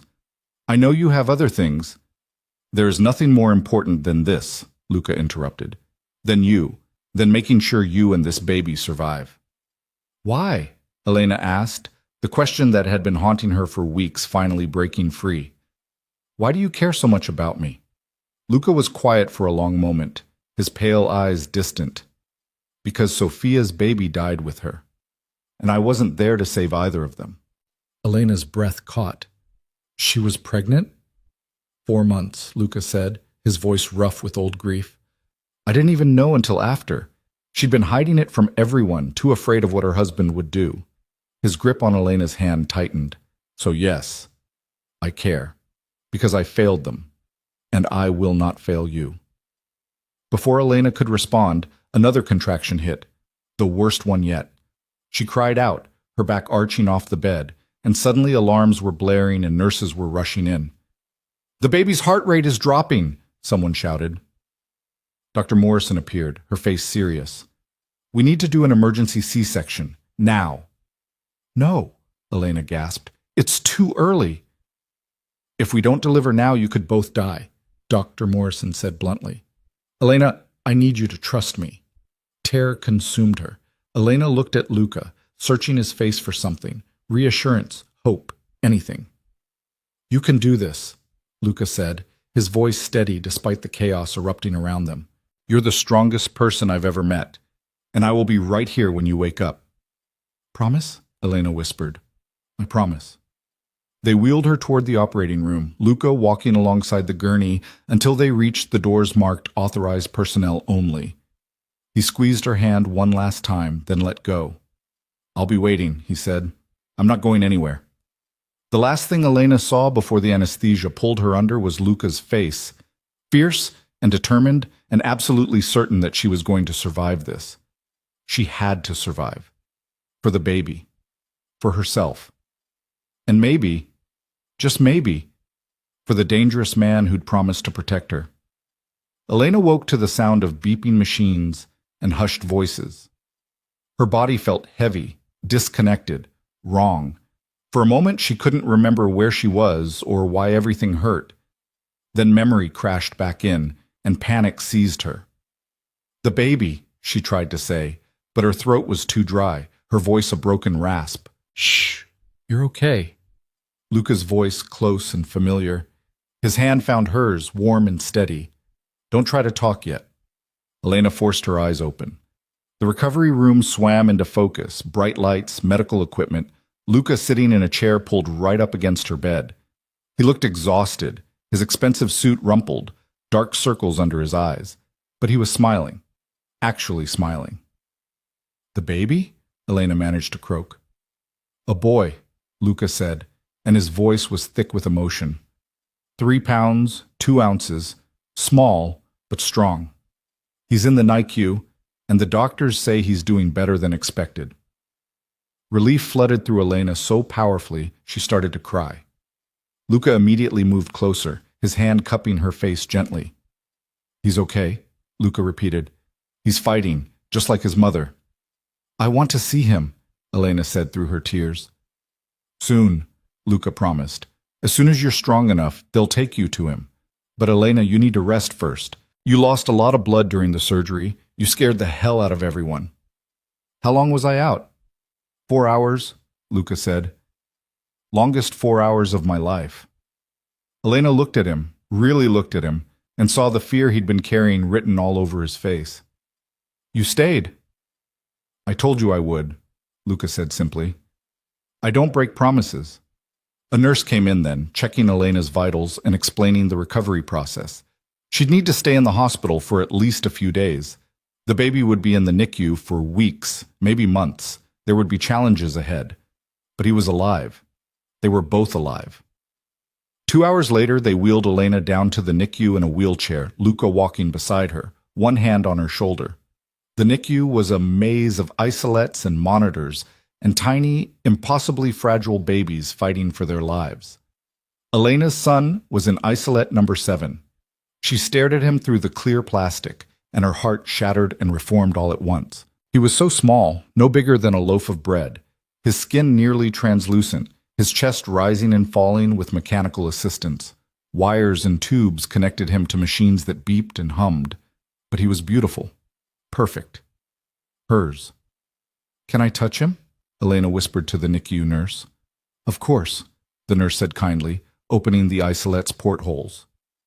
Skin contact is actually really good for preemies. We call it kangaroo care. Elena slipped her hand through the opening, her fingers trembling as she touched her son's impossibly tiny hand. He stirred at the contact, his fingers curling reflexively around hers. The connection was immediate, primal, overwhelming. Hey, little fighter, Elena whispered, tears streaming down her face. I'm your mom, and you're going to be okay. We both are. She looked up at Luca, who was watching them with an expression she'd never seen before, raw, unguarded emotion that made him look younger and more vulnerable than she'd thought possible. Thank you, Elena said softly, for everything, for getting me here, for staying, For, don't, Luca interrupted gently. You don't have to thank me. Yes, I do, Elena insisted. You saved us both. Luca was quiet for a long moment, his eyes on the baby. What are you going to name him? Elena hadn't thought about it, hadn't let herself think about names because she'd been so focused on just keeping the baby alive. She looked down at her son, this tiny miracle fighting for every breath. Matteo, she said suddenly. It means gift of God in Italian, doesn't it? Something flickered across Luca's face. Surprise, pleasure, something deeper she couldn't quite identify. Yes, it was my father's name. Then Matteo, Elena said firmly, because he's a gift, and so are you. Luca didn't respond, but his hand found her shoulder again, squeezing gently. They stayed in the NICU for an hour, Elena touching her son through the isolette ports, talking to him in soft whispers, promising him everything would be okay. Luca stood beside her the entire time, a silent, protective presence. When the nurses finally insisted Elena needed to rest, Luca wheeled her back to her room himself. He helped her into bed with surprising gentleness, adjusting her pillows and making sure her pain medication was within reach. You should go home, Elena said, suddenly aware of how exhausted he looked. Get some sleep. You've been here all day. I'll sleep here, Luca said, settling back into the chair beside her bed. Luca, that's ridiculous. You can't. I can, Luca interrupted, and I will. I'm not leaving you alone. Elena wanted to argue, but she was too tired and too grateful for his presence. Will you tell me about Sophia? She asked instead. I want to know about her. Luca was silent for so long, Elena thought he wasn't going to answer. Then he started talking, his voice quiet and rough with memory. Sophia had been 3 years younger than Luca, beautiful, brilliant, full of life and hope. She'd met her husband at university, a law student from a wealthy family, charming and attentive. Luca had been suspicious from the start, but Sophia was in love, and no one listened to her overprotective older brother. The abuse started small. Criticisms disguised as concern. Isolation disguised as devotion. By the time Sophia realized what was happening, she was trapped. Her husband had systematically destroyed her support network, her confidence, her escape routes. She called me once, Luca said, his voice breaking slightly. 3 months before she died. Said she needed help. I was in Milan on business. Told her I'd be back in a week, that we'd figure it out then. Luca, she was dead 5 days later, Luca continued, made to look like she'd jumped from their apartment balcony. The police ruled it suicide, but I knew what he'd done. What happened to him? Elena asked quietly. Luca's expression went absolutely cold. He had an unfortunate accident 6 months later, very tragic, the kind of accident that happens when people make powerful enemies. Elena should have been shocked, should have been frightened. Instead, she felt a dark satisfaction that justice, one way or another, had been served. That's when I decided to become the kind of man no one could ignore, Luca said, the kind of man who could protect the people who mattered. I spent 20 years building power, wealth, connections, making sure I would never be powerless again. And now you're using all that power to protect me, Elena said softly. Yes, Luca agreed, because you matter. The words hung between them, heavy with meaning Elena wasn't quite ready to examine. What do you do? She asked instead. Really? You've told me you own businesses, but that's not the whole truth, is it? Luca looked at her for a long moment, and Elena could see him deciding how much to tell her. I own legitimate businesses, he said finally. Import-export, real estate, investments. But I also have connections to people who operate outside the law. People who owe me favors. People who are very good at solving problems that can't be solved through legal channels. You're saying you're connected to organized crime, Elena said. It wasn't a question. I'm saying I exist in the gray areas, Luca corrected. I don't break laws unless I have to. But I know people who do, and when someone I care about is threatened, I use every resource available to me, including illegal ones. Including illegal ones, Luca confirmed. Elena should have been terrified, should have told him to leave and never come back. Instead, she felt safer than she had in years. Mark is going to come after us again, isn't he? She said. Probably, Luca admitted. Men like him don't give up easily. And when he does? Luca's expression went deadly. Then I'll make sure he regrets it, permanently. They sat in silence for a while, the weight of unspoken things heavy between them. Finally, Elena spoke again, her voice barely above a whisper. I think I'm falling in love with you. Luca went completely still. Elena, I know it's crazy, Elena continued, the words tumbling out now that she'd started. I know we barely know each other. I know you're dangerous and I should be running in the opposite direction, but you've been there for me when no one else was. You saved my life. You saved Matteo's life. And every time I look at you, I feel safe in a way I've never felt before. You're vulnerable right now, Luca said carefully. You've been through trauma. Your emotions are— Don't tell me what I'm feeling, Elena interrupted. I know what trauma bonding is. This isn't that. This is me seeing you, really seeing you, and choosing to trust you anyway. Luca stood abruptly, pacing to the window, his shoulders tight with tension. You don't know what you're saying. You don't know what being with me would mean. Then tell me, Elena challenged. Luca turned to face her, and his expression was raw, unguarded. It would mean danger. It would mean being associated with a man who has enemies. It would mean raising your son in a world where violence is always a possibility. It would mean not being alone, Elena interrupted quietly. It would mean having someone who actually gives a damn whether I live or die. It would mean Matteo having a father figure who would protect him with everything he has. I'm not a good man, Elena.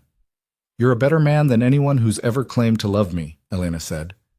Mark was good on paper, respectable, legal, and he destroyed me piece by piece. You're supposedly dangerous, but you've been nothing but kind.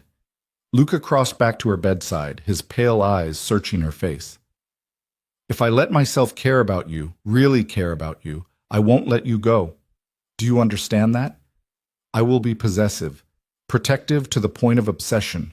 I will remake your entire life to keep you safe. Promise? Elena whispered. Something broke in Luca's expression. He leaned down, his hand cupping her face with infinite gentleness, and pressed his forehead against hers. You're going to regret this, he said softly. I don't think I will, Elena replied. They stayed like that for a long moment, breathing the same air, balanced on the edge of something that would change everything. Then Luca pulled back, his expression serious. When you're released from the hospital, you and Matteo are moving in with me. Not the Coral Gables apartment, my house, where I can make sure you're both protected. Luca, I'm not asking, Elena, Luca said. If we're doing this, if you're choosing me, then we do it right. I protect what's mine, completely. Elena should have been offended by his high-handed tone. Instead, she felt nothing but relief. Okay, she said simply. Okay, Luca repeated. Then, softer, get some rest. I'll be here when you wake up. Elena closed her eyes, exhaustion pulling at her. Just before sleep claimed her, she felt Luca's hand cover hers, warm and steady and absolutely certain. For the first time in her life, Elena felt like she was exactly where she belonged. Matteo spent 42 days in the NICU, fighting for every breath, every ounce of weight, every milestone that would bring him closer to coming home. Elena practically lived at the hospital, spending 12-hour stretches beside his isolette, her hands through the portholes touching his impossibly tiny fingers, singing Italian lullabies Luca had taught her, willing her son to grow stronger. Luca was there almost as often, arriving each morning with coffee for Elena and staying until the nurses gently suggested he go home and rest. He'd sit beside her in the uncomfortable NICU chairs, his hand on her shoulder or holding hers, a silent, steady presence that made the endless waiting bearable. On the 43rd day, Dr. Morrison gave them the news they'd been praying for. He's ready, she said, smiling. Matteo can go home tomorrow. Elena burst into tears right there in the NICU, clutching Luca's hand so hard her knuckles went white. Luca's arm came around her shoulders, pulling her against his chest, and she felt him press a kiss to the top of her head, a gesture so tender it made her cry harder. We did it, she whispered against his shirt. He's coming home. You did it, Luca corrected quietly. You never gave up on him. The next morning, Luca arrived at the hospital in a different car, a massive black SUV with tinted windows and enough security features to protect a head of state. Elena stared at it, then at him. Is that really necessary? She asked. Yes, Luca said simply. He opened the back door, revealing a car seat that probably cost more than her first car, professionally installed and inspected. Nothing but the best for Matteo. They dressed the baby in clothes Elena had bought weeks ago, a tiny outfit that still looked enormous on his fragile body. The NICU nurses fussed over him, giving Elena last-minute instructions and reminders, making her promise to call if anything seemed wrong. Elena held Matteo against her chest for the walk to the car, terrified she'd drop him, or hold him wrong, or somehow break this precious, fragile life she'd been entrusted with. Luca walked beside her, one hand on the small of her back, the other carrying the bag of medical supplies and equipment. The drive to Luca's house was nerve-wracking. Every bump in the road made Elena gasp and check on Matteo. Every sudden movement from another car made her flinch. Luca drove with careful precision, his eyes constantly checking the mirrors, until they pulled through a security gate and into a circular driveway. Elena had known Luca was wealthy. The apartment he'd given her, the lawyers, the car, all of it pointed to serious money. But she wasn't prepared for the house.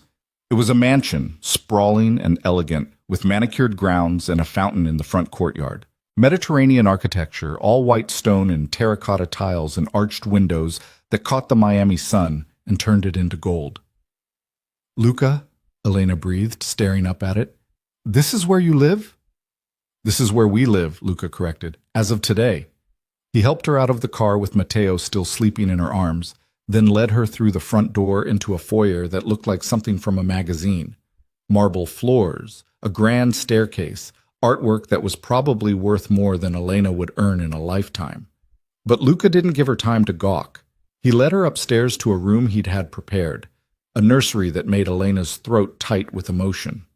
Soft blue walls, a crib that looked like a work of art, a rocking chair positioned perfectly beside a window with a view of the garden. Medical equipment had been set up in one corner, a professional-grade oxygen monitor, supplies Elena had been told she'd need, everything arranged with careful precision.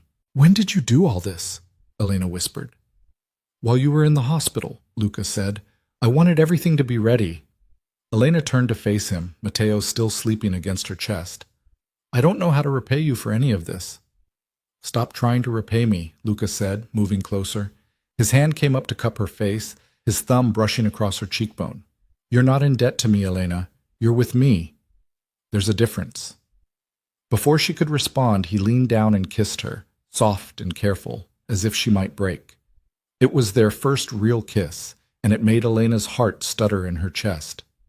When he pulled back, his pale eyes were warm in a way she'd never seen before. Welcome home, he said quietly. The first week was chaos.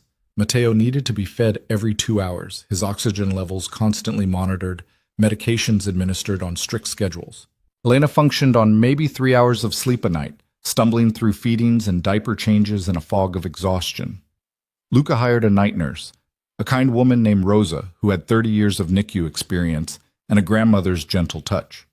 Elena protested at first, insisting she could handle it herself, but after the 4th night of barely sleeping, she gave in. You can't take care of him if you collapse from exhaustion, Luca said firmly. Rosa is here to help, not replace you. He was right, of course. With Rosa handling the overnight feeds, Elena could actually sleep for more than 90 minutes at a time. She could shower, eat real meals, start to feel like a human being again instead of a walking zombie. And Luca was there for all of it. He worked from home most days, his office just down the hall from the nursery. He'd appear during feedings, sitting with Elena while she nursed Matteo, talking about nothing and everything. He learned how to change diapers with surprising competence. He'd hold Matteo against his chest during the baby's fussy periods, walking laps around the nursery while speaking softly in Italian. Elena would watch him with her son and feel something dangerous growing in her chest, something that felt like family, like permanence, like the future she'd stopped letting herself imagine. 3 weeks after bringing Matteo home, Elena woke at 2 a.m. to find Luca's side of the bed empty. They'd been sharing his bedroom for the past week, a development that had happened naturally, without discussion, Elena simply not returning to the guest room one night and Luca not questioning it. She found him in the nursery, sitting in the rocking chair with Matteo asleep against his bare chest, the baby's tiny hand curled against Luca's collarbone. The sight made Elena's breath catch. "He was fussy," Luca said quietly, not looking away from Matteo's sleeping face. "Didn't want to wake you." Elena crossed the room and sat on the ottoman beside the chair, her hand coming to rest on Luca's knee. "You're good with him. He's easy to love," Luca said simply, then meeting her eyes, "just like his mother." Elena felt tears prick at her eyes, the exhaustion and hormones and overwhelming gratitude all mixing together into something that felt too big for her chest. "I never thought I'd have this. After Mark, after everything, I thought I'd be alone forever." "You're not alone," Luca said. "You'll never be alone again." He stood carefully, placing Matteo back in his crib with practiced ease, then turned to Elena and pulled her into his arms. She went willingly, pressing her face against his chest, breathing in his scent, expensive cologne, and something uniquely him. "Marry me," Luca said quietly. Elena's head snapped up. "What?" "Marry me," Luca repeated, his pale eyes serious. "Make this official. Make Matteo mine legally, not just emotionally. Let me protect you both the way you deserve." "Luca, we've only known each other for 2 months. I don't care," Luca interrupted. "I've known you long enough to know I'm not letting you go. I've known Matteo long enough to know I'd die before I let anything hurt him. Time is irrelevant." Elena stared at him, her heart racing. "This is crazy." "Probably," Luca agreed, "but it's also right. You know it is." And the terrifying thing was, Elena did know. She'd spent 3 years married to Mark, and never once felt the certainty she felt standing in Luca's arms with their son sleeping nearby. This was right. This was safe. This was home. "Okay," she whispered. "Okay?" Luca repeated, his expression shifting into something almost vulnerable. "Yes," Elena said, stronger now. "Yes, I'll marry you." Luca kissed her then, deep and claiming and absolutely certain. When he pulled back, he was smiling, a genuine expression that transformed his usually severe face. "I'll arrange everything," he said. "We'll do it quickly, quietly. No big ceremony, just us and the people who matter." "What about Mark?" Elena asked, the fear creeping back in. "He's going to lose his mind when he finds out." Luca's expression went cold. "Let him. He's not going to be a problem much longer." There was something in his tone that made Elena's skin prickle. "What does that mean?" "It means I've been patient," Luca said. "I've let my lawyers handle things legally, but Mark is still sending you threatening messages, still trying to claim Matteo, still making your life hell from a distance." He paused. "That ends now." "Luca, you can't—" "I can," Luca interrupted. "And I will. Trust me, Elena. Please." Elena wanted to argue, wanted to insist there had to be a legal solution, a way to handle Mark that didn't involve whatever dark methods Luca was implying. But part of her, the part that had been terrorized and humiliated and nearly destroyed by her ex-husband, wanted Mark to suffer the way she had suffered. "What are you going to do?" she asked quietly. "Nothing permanent," Luca said. "But Mark Hale is going to learn what happens when you threaten someone under my protection, and he's going to spend the rest of his life wishing he'd left you alone." 2 days later, Elena was feeding Matteo in the nursery when Luca appeared in the doorway, his phone in his hand and a satisfied expression on his face. "It's done," he said. "What's done?" "Mark Hale has been arrested," Luca said, crossing the room to sit beside her. "The FBI raided his law firm this morning. Apparently someone provided evidence of embezzlement, money laundering, and tax fraud going back 5 years. His assets are frozen. His law license is suspended pending investigation, and his colleagues are all lawyering up and pointing fingers at each other." Elena stared at him. "How did you—" "I have people who are very good at finding things," Luca said. "Mark was sloppy, arrogant. He thought he was untouchable. All I did was make sure the right evidence reached the right people." "Is it real?" Elena asked. "The evidence?" "Completely real," Luca confirmed. "I didn't fabricate anything. I just expedited the investigation that should have happened years ago." Relief flooded through Elena so powerfully she felt dizzy. So he can't come after us anymore. He can't come after anyone anymore, Luca said. He'll be lucky if he avoids prison time. And even if he does, his reputation is destroyed. His career is over. He has nothing left. Elena should have felt guilty. Should have felt sorry for the man who'd once promised to love her forever. Instead, she felt nothing but fierce satisfaction. Good, she said quietly. Luca's hand came to rest on her knee, squeezing gently. You're safe now. Both of you, I promise. They were married 3 weeks later in Luca's garden, with only Rosa and Jennifer Sterling as witnesses. Elena wore a simple white dress, Matteo slept peacefully in Rosa's arms, and Luca looked at his bride like she was the only thing in the world that mattered. The ceremony was brief, the vows traditional, but when Luca slipped the ring onto Elena's finger, a platinum band set with diamonds that caught the sunlight and turned it into stars, Elena felt something shift inside her. This was real. This was permanent. This was the life she'd fought so hard to build. I love you, Luca said after the judge pronounced them married, his forehead pressed against hers. I will protect you and Matteo for the rest of my life. I love you too, Elena whispered back. And I trust you. Completely. They kissed as husband and wife while their son slept and the Miami sun painted everything gold, and Elena thought that maybe, just maybe, happy endings were possible after all. That night, after the small celebration dinner Rosa had prepared, after Matteo had been fed and settled in his crib, Luca and Elena lay together in their bed. Truly their bed now, Elena thought, not just Luca's bed that she was borrowing. Tell me something, Elena said, tracing patterns on Luca's chest. Something true that you've never told anyone else. Luca was quiet for a long moment, his hand running through her hair in slow, soothing strokes. When Sophia died, I thought about following her. Every day for 6 months, I woke up and wondered if today was the day I'd have the courage to end it. Elena's breath caught. Luca, but I didn't, Luca continued, because I was angry. Furious at myself for failing her, furious at her husband for what he'd done, furious at the world for being so unjust. And I channeled all that rage into becoming powerful enough that I'd never fail someone I loved again. You didn't fail her, Elena said fiercely. You couldn't have known what would happen. Maybe, Luca said, but I failed to see the signs, failed to take her seriously when she reached out, failed to drop everything and come home when she needed me. His arms tightened around Elena. I won't make that mistake again. You and Matteo, you're my priority. Always. Elena tilted her head up to kiss him, pouring everything she felt into it, gratitude and love and absolute certainty that she'd made the right choice. When they broke apart, Luca's expression was serious.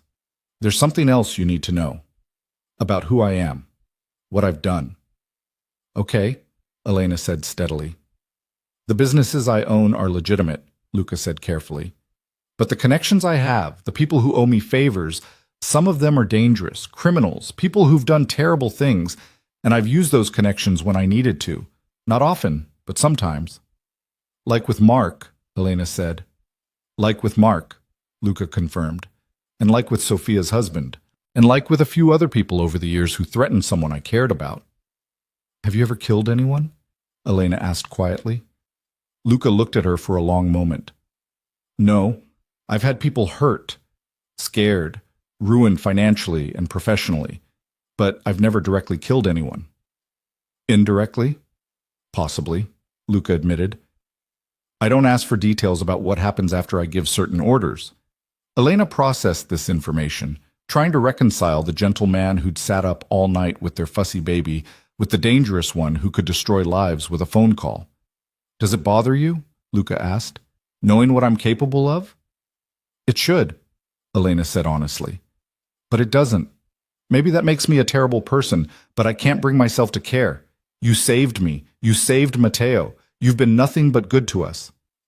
I'm not a good man, Elena, Luca said quietly. You're my man, Elena corrected. My husband, Matteo's father. That's all that matters to me. Luca pulled her closer, his face buried in her hair. I don't deserve you. Probably not, Elena agreed, smiling against his chest. But you're stuck with me anyway. They fell asleep tangled together, and for the first time in longer than Elena could remember, she didn't have a single nightmare. The peaceful existence lasted exactly 11 days. Elena was in the kitchen with Rosa, learning to make the Italian soup Luca loved, when the security alarm blared through the house. Luca appeared instantly, his expression dangerous, his phone already in his hand. "Take Matteo and go to the safe room," he said to Elena, his voice deadly calm. "Now." "What's happening?" Elena asked, fear spiking through her. "Someone breached the gate," Luca said. "Security is handling it, but I need you and Matteo safe. Rosa, take them." Rosa was already moving, scooping up Matteo from his bouncer and heading toward the panic room Luca had shown Elena during her first week in the house. Elena followed, her heart racing, looking back over her shoulder at Luca. He was on the phone, his voice too quiet to hear, but his expression promised violence to whoever was stupid enough to invade his home. The safe room was disguised as a closet in the master bedroom.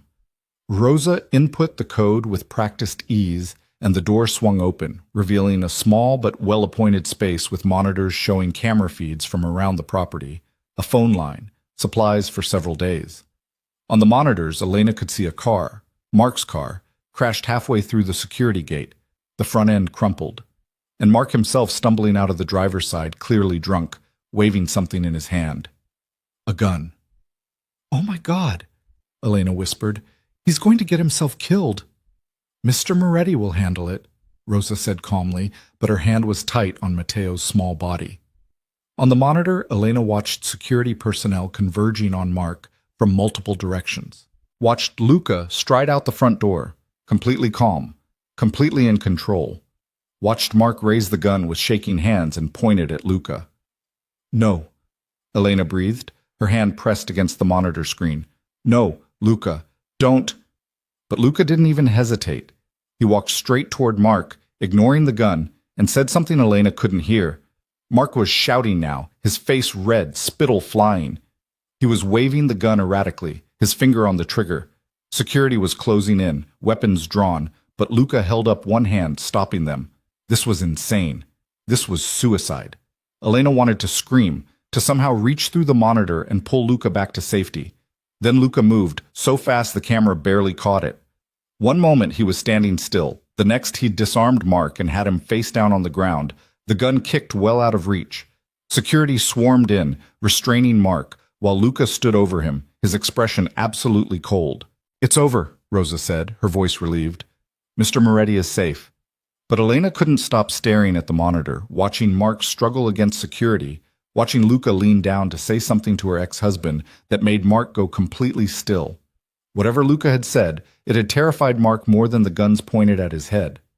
20 minutes later, police sirens filled the air. Mark was arrested for drunk driving, trespassing, assault with a deadly weapon, and violating the restraining order Jennifer Sterling had filed months ago. Elena watched from the safe room as they loaded him into a police car, his hands cuffed behind his back, his expensive suit torn and dirty. Luca appeared in the doorway of the safe room, and Elena launched herself at him, Matteo cradled carefully between them. "You could have been killed," she said, her voice shaking. "He had a gun. He was too drunk to hit anything," Luca said calmly, his arms coming around both of them. "And I wasn't going to let him anywhere near you or Matteo." "What did you say to him?" Elena asked. "At the end, when he stopped struggling?" Luca's expression went dark. "I told him that if he ever came near my family again, prison would be the safest place for him. Because if he gets out, I'll make sure he disappears so completely that not even forensics will find him." Elena should have been horrified. Instead, she felt safe, protected, loved in the most primal way possible. "He's going away for a long time," Luca continued. "Between the embezzlement charges, the money laundering, and now this, he'll be lucky if he sees freedom before he's an old man." "Good," Elena said fiercely. She looked up at Luca, this dangerous, complicated man who'd become her entire world. "I'm glad you threatened him. I'm glad he's terrified. I'm glad he finally understands what happens when he messes with us." Luca kissed her, hard and claiming, while Rosa tactfully stepped out of the room with Matteo. "You're safe now," Luca said when they broke apart. Both of you. Mark is finished. His career is over. His freedom is gone. He can never hurt you again." And looking into Luca's pale, certain eyes, Elena finally believed it. The police took Mark away in handcuffs, but the night's chaos left its mark on Elena in ways she hadn't expected. She woke 3 times that night from nightmares where Mark had actually pulled the trigger, where Luca lay bleeding on the driveway while she watched helplessly from the safe room. Each time, Luca was there, pulling her against his chest, whispering reassurances in Italian until her breathing steadied and sleep claimed her again. By morning, Elena felt hollowed out, exhausted in a way that had nothing to do with Matteo's feeding schedule. "I'm hiring additional security," Luca said over breakfast, his tone leaving no room for argument. "Full-time personnel. Updated surveillance. I won't take chances with your safety again." "He's in jail," Elena said, though the words felt thin even to her own ears. "For now," Luca agreed, "but bail will be set eventually, and I want to make sure that if he's stupid enough to make bail, he can't get within a mile of this property." Elena didn't argue. The thought of Mark free, even temporarily, made her stomach turn. She focused instead on Matteo, who was gaining weight steadily, his tiny features becoming more defined each day. He looked like her, Elena thought. Dark hair, serious eyes. But when he smiled, rare and precious at 8 weeks old, she saw something of Luca in the expression. Not biologically, of course, but in the way Luca had imprinted himself on their lives so completely that even Matteo seemed to recognize him as home. 3 days after Mark's arrest, Jennifer Sterling called with news. "Mark's bail hearing is tomorrow," she said without preamble. "The prosecutor is arguing for no bail given the weapons charges and violation of the restraining order, but his lawyers are pushing back hard. I wanted you to be prepared." "Will he get out?" Elena asked, her hand tightening on the phone. "Unlikely," Jennifer said. "Between the embezzlement charges still pending and the violent nature of this incident, most judges won't take the risk, but I can't guarantee it." After the call ended, Elena found Luca in his office, staring at his computer screen with an expression she'd learned meant he was planning something. "Jennifer called," she said from the doorway. Luca looked up immediately, his attention shifting entirely to her. "The bail hearing." "You already knew," Elena said. It wasn't a question. "I know everything that concerns Mark Hale," Luca said. "I have people monitoring every aspect of his case." Elena crossed the room and perched on the edge of his desk. "What happens if he makes bail?" "He won't," Luca said with absolute certainty. "But if he does—" Luca stood, moving to stand in front of her, his hands coming to rest on her hips. "Then he'll violate his bail conditions within 24 hours, and I'll make sure he goes back to jail and stays there until trial. And if by some miracle he's acquitted, he'll have other problems to worry about. Problems that will make him wish he'd stayed in prison." Elena should have been disturbed by the cold promise in his voice. Instead, she felt only relief. "I trust you," she said quietly. "I know," Luca replied, leaning down to kiss her forehead. "That's why I'll never let you down." The bail hearing came and went. Mark was denied bail, the judge citing the violence of his actions and the credible threat he posed to Elena and her family. Jennifer called with the news, and Elena felt a weight she hadn't realized she was carrying finally lift from her shoulders. "How long until trial?" Elena asked. "Months, probably," Jennifer said. "The embezzlement case is complex, and now they're adding the assault charges. Mark's lawyers will try to delay, but the evidence is overwhelming. He's going to prison, Elena. It's just a matter of how long." After the call, Elena went to find Luca. He was in the nursery, sitting in the rocking chair with Matteo asleep against his chest, his large hand cradling the baby's tiny head with infinite gentleness. "He didn't get bail," Elena said softly, not wanting to wake Matteo. "I know," Luca said. "Jennifer called me first." Of course she had. Elena settled onto the ottoman beside the chair, watching her husband and son together, the dangerous man and the fragile baby, and somehow it worked. Somehow it was exactly right. "What are you thinking about?" Luca asked, catching her expression. "How different my life is now," Elena said honestly. 6 months ago, I was alone and terrified and convinced I'd never be safe again. Now I'm married to the most dangerous man in Miami, living in a mansion, watching you rock our son to sleep. It feels like a dream." "It's not a dream," Luca said. "It's your life, our life, and it's only going to get better from here." Elena wanted to believe him, wanted to trust that the worst was truly behind them. But years of trauma had taught her that hope was dangerous, that letting your guard down was when disaster struck. As if sensing her thoughts, Luca stood carefully, placing Matteo in his crib, then pulled Elena to her feet and into his arms. "I know you're waiting for the other shoe to drop," he said quietly. "I know you're expecting something terrible to happen because that's what always happened with Mark. But I'm not Mark, and I'm telling you right now, the worst is over. Mark is going to prison. He can't hurt you anymore. You're safe." "Promise?" Elena whispered against his chest. "I promise," Luca said. "On everything I am, everything I have, I promise you're safe." And this time, Elena let herself believe it. The weeks that followed were the most peaceful Elena had experienced since before her marriage to Mark. Matteo continued to thrive, hitting every milestone the pediatrician set for him. Elena's translation work through Meridian kept her mind engaged while allowing her to work from home. And Luca was everything she'd never dared to hope for in a partner. He was attentive without being controlling, protective without being possessive.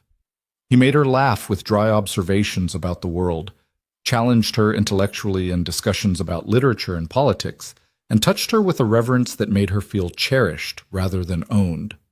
One evening, about 4 months after Mark's arrest, Elena was working on a particularly challenging translation when Luca appeared in her office doorway. "I have news," he said, his expression carefully neutral. Elena's stomach clenched. "What kind of news?" "Mark took a plea deal," Luca said. 15 years in federal prison for the embezzlement and money laundering. 5 more for the assault charges. 20 years total, no possibility of parole for at least 12. The breath left Elena's lungs in a rush. 20 years. 20 years, Luca confirmed. He'll be almost 60 when he gets out. His law license is permanently revoked. His assets were seized to pay restitution to the clients he defrauded. He has nothing left, Elena, nothing except 2 decades in a cell to think about what he did. Elena should have felt triumphant, vindicated. Instead, she felt nothing but profound relief that it was finally, truly over. "He can't appeal?" she asked.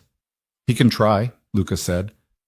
"But Jennifer says the plea deal was generous given the evidence against him. The prosecutor could have pushed for 30 years or more. Mark's lawyers convinced him to take the deal rather than risk a trial." "So it's really over," Elena said, the words feeling surreal even as she spoke them. "It's really over," Luca agreed. He crossed the room and pulled her up from her desk chair, wrapping his arms around her. "You're free, Elena. Truly free. He can never touch you or Matteo again." Elena buried her face against Luca's chest and cried, not from sadness or fear, but from the overwhelming relief of finally being safe. Luca held her through it, one hand stroking her hair, murmuring soft reassurances in Italian. When the tears finally subsided, Elena pulled back to look at her husband. "I need to tell you something." "Okay," Luca said, his pale eyes serious. "I'm pregnant," Elena said. Luca went completely still. "What?" "I'm pregnant," Elena repeated, a smile breaking through despite her tear-stained face. "About 10 weeks. I wanted to wait until after the first trimester to tell you, but with everything happening with Mark, I couldn't keep it to myself anymore." For a moment, Luca just stared at her.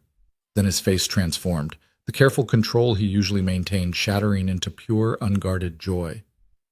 "You're pregnant," he repeated, his hands coming to rest on her still flat stomach. "We're having a baby." "We're having a baby," Elena confirmed. "Are you happy?" "Happy?" Luca laughed, a genuine, delighted sound that Elena had heard maybe 3 times in their entire relationship. "Elena, He seemed to search for words, then gave up and just kissed her instead, pouring everything he felt into it. When they broke apart, Luca's eyes were suspiciously bright. "A baby," he said again, wonder in his voice. "Our baby." "Matteo's going to be a big brother," Elena said, smiling at the thought. "He'll be the best big brother," Luca said firmly. Then more seriously, "How are you feeling? Have you been to the doctor? Do you need anything?" "I'm fine," Elena assured him. "A little tired, some morning sickness, but nothing terrible. I saw Dr. Morrison last week. Everything looks good." Luca pulled her against him again, and Elena could feel the way his whole body was trembling slightly with emotion. "Thank you," he said quietly, "for trusting me enough to build a life with me, for giving me a family when I thought I'd never have one." "Thank you for saving me," Elena replied, "for protecting us, for being the man I didn't know I was waiting for." They stood like that for a long time, wrapped around each other, two people who'd found each other in the wreckage of their separate traumas and built something beautiful from the ruins. The months that followed were full of quiet domestic happiness. Matteo grew from a fragile preemie into a sturdy, curious baby who was starting to pull himself up on furniture and babble constantly in a language only he understood. Elena's pregnancy progressed smoothly, her belly growing round and full, while Luca treated her like she was made of spun glass. Mark's sentencing made the news, a brief mention of a once prominent attorney now serving 20 years for fraud and assault. Elena saw it on her phone one morning and felt nothing but distant relief that he was someone else's problem now. She mentioned it to Luca that evening while he was giving Matteo a bath, the baby splashing enthusiastically while Luca tried to keep soap out of his eyes.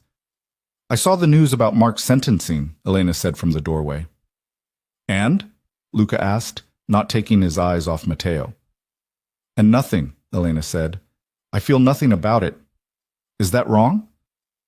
"No," Luca said, lifting Matteo out of the water and wrapping him in a towel. "It means you've moved on. It means he doesn't have power over you anymore." "I used to be so angry," Elena said quietly. "Angry at him for what he did to me. Angry at myself for staying so long. Angry at the world for being unfair. But now I just feel free." Luca carried Matteo to the changing table, expertly wrestling the wiggly baby into a diaper and pajamas. "That's because you are free. You have a life he can never touch, a family he can never hurt. You won." "We won," Elena corrected. "I couldn't have done any of this without you." Luca finished dressing Matteo and picked him up, settling the baby against his shoulder. He crossed to Elena and used his free hand to cup her face. "We're a team," he said simply. "You and me and Matteo and this new baby. That's all that matters now." Elena's due date came and went without incident. Dr. Morrison wasn't concerned. Second babies often came late, she said, but Elena was impatient. She was huge and uncomfortable and ready to meet the daughter they'd learned she was carrying. Luca had been treating her like she might shatter for the past month, to the point where Elena had to threaten him with exile to his office if he didn't stop hovering. "I'm pregnant. Not dying," she'd said after he'd tried to carry her up the stairs for the third time in one day. "You're 8 months pregnant and already went into early labor once," Luca had countered. "Forgive me for being cautious." But even his overprotectiveness was endearing rather than suffocating. Elena knew it came from a place of love and fear. Fear of losing her the way he'd lost Sophia, fear of something going wrong with the baby, fear of being powerless to prevent disaster. So she let him hover mostly, and rolled her eyes affectionately when he insisted on carrying her groceries and opening every door, and generally treating her like precious cargo. Labor started at 2 in the morning, 10 days past her due date. Elena woke to contractions that were unmistakable, regular, intense, and getting closer together. She shook Luca awake gently. "It's time," she said. Luca was on his feet instantly, all traces of sleep gone. "Are you sure?" "I'm sure," Elena said, breathing through another contraction. "These are the real thing." What followed was controlled chaos. Rosa appeared to take care of Matteo, who'd woken up crying at the commotion. Luca called Dr. Morrison and the hospital. Elena focused on breathing, on staying calm, on remembering that this time would be different. This time she was full term. This time the baby was healthy. This time everything would be okay. The drive to the hospital was surreal. Miami was quiet at 3 in the morning, the streets nearly empty. Luca held her hand the entire way, his grip steady and reassuring, while Elena breathed through contractions that were coming faster now. At the hospital, they were rushed directly to a delivery room. Dr. Morrison appeared, examined Elena, and announced she was already 6 centimeters dilated. This baby is in a hurry, Dr. Morrison said, smiling. I'd say you have maybe 2 more hours. She was right. Elena's daughter arrived at 5:17 in the morning, screaming her displeasure at being evicted from her comfortable home. But when the nurses placed her on Elena's chest, still wet and angry, those tiny lungs working perfectly, Elena felt something shift in her chest. This was wholeness. This was completion. This was everything she'd fought for. She's perfect, Luca said, his voice thick with emotion. He was standing beside the bed, one hand on Elena's shoulder, staring at his daughter with undisguised awe. She is, Elena agreed, tears streaming down her face. She really is. They named her Sofia Elena Moretti. Sofia for the sister Luca had lost. Elena for the mother who'd fought so hard to survive. When the nurses finally took the baby to clean her up and run tests, Luca leaned down and kissed Elena with infinite tenderness. Thank you, he said quietly. For her. For Matteo. For choosing me. Thank you for finding me, Elena replied. For saving me. For giving me a reason to fight. 2 days later, they brought Sofia home to meet her big brother. Matteo, now almost a year old, stared at his baby sister with solemn curiosity, then promptly tried to share his pacifier with her. Rosa laughed and gently redirected him while Elena and Luca watched their children together. This is everything I never knew I wanted, Elena said softly. This is just the beginning, Luca replied. We have the rest of our lives ahead of us. The weeks turned into months, and Elena's new life became simply her life. Matteo took his first steps, then his first words. Mama and Dada and Fee for Sofia. Sofia grew from a tiny newborn into a chubby, happy baby who smiled at everyone and slept through the night at 8 weeks old to Rosa's eternal gratitude. Elena's translation work continued to thrive. She'd built a reputation through Meridian and started getting requests from high-profile clients. She could have gone back to full-time work if she'd wanted, but she chose to stay home with her children instead, working part-time and focusing on the family she'd built. Luca gradually relaxed his security measures as months passed without incident. Mark was in prison, his appeals denied, his future locked behind bars for the foreseeable future. The threat he'd posed had finally, truly evaporated. One afternoon, about a year after Sofia's birth, Elena was walking through downtown Miami with both children, Matteo in a stroller, Sofia in a carrier against her chest, when she saw him, Mark Hale's mother, standing outside a coffee shop, looking older and more worn than Elena remembered. Their eyes met across the sidewalk. For a moment, neither woman moved. Then Mark's mother looked away. Her expression twisted with something that might have been shame or resentment or simply exhaustion. Elena kept walking. She didn't speed up, didn't change direction, didn't show any fear, because she wasn't afraid anymore. Mark's mother had no power over her. Mark himself had no power over her. That whole chapter of her life was closed and locked and relegated to history. She was Mrs. Moretti now, mother to Matteo and Sofia, wife to a man who would move heaven and earth to protect her, translator, professional, survivor. The woman Mark had tried to destroy no longer existed. In her place was someone stronger, someone who'd learned that true power came not from control, but from choosing who deserved your trust and your love. That evening, Elena told Luca about seeing Mark's mother. They were in their bedroom, both children finally asleep, the house quiet around them. How did it make you feel? Luca asked, pulling her against his chest. Nothing, Elena said honestly. Maybe a little sorry for her, losing her son to his own choices, but mostly nothing. She's a stranger to me now. That whole life is a stranger to me. Good, Luca said, pressing a kiss to her hair. That means you've truly moved on. I have, Elena agreed. I have a life I love, a family I'd die for, a husband who treats me like I matter. Mark is just a footnote now, a cautionary tale about what not to accept in a relationship. He's also serving 20 years in federal prison, Luca added with grim satisfaction. Let's not forget that part. Elena laughed, tilting her head back to look at her husband. You're a little bit scary, you know that? Only to people who threaten what's mine, Luca said. To you, I'm just the man who would do anything to keep you safe. I know. Elena said. And I love you for it. Years passed. Mateo started preschool, then kindergarten, growing into a serious, thoughtful boy who loved books and building blocks and following his father around like a shadow. Sophia became a whirlwind of energy and opinions, keeping both parents on their toes with her endless curiosity and stubborn independence. Elena and Luca settled into the rhythm of long-term marriage. Not the desperate intensity of new love, but something deeper and more sustainable. They argued sometimes, usually about Luca's tendency to be overprotective or Elena's habit of taking on too much work. But they always talked it through, always came back to each other, always remembered what they'd survived to get here. On their 5th wedding anniversary, Luca took Elena to the cafe where they'd first met.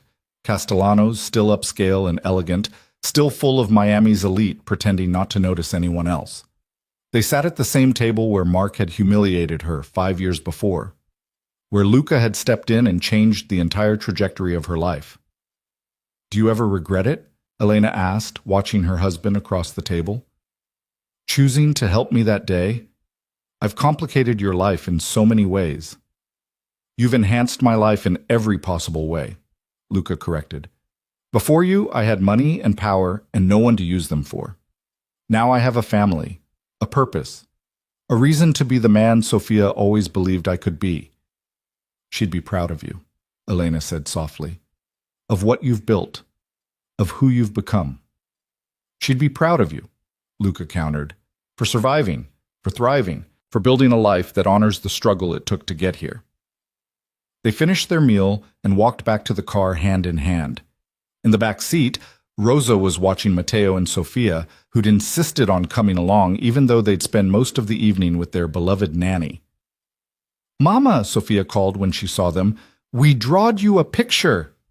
Drew, Elena corrected automatically, then looked at the crayon masterpiece her daughter was holding up.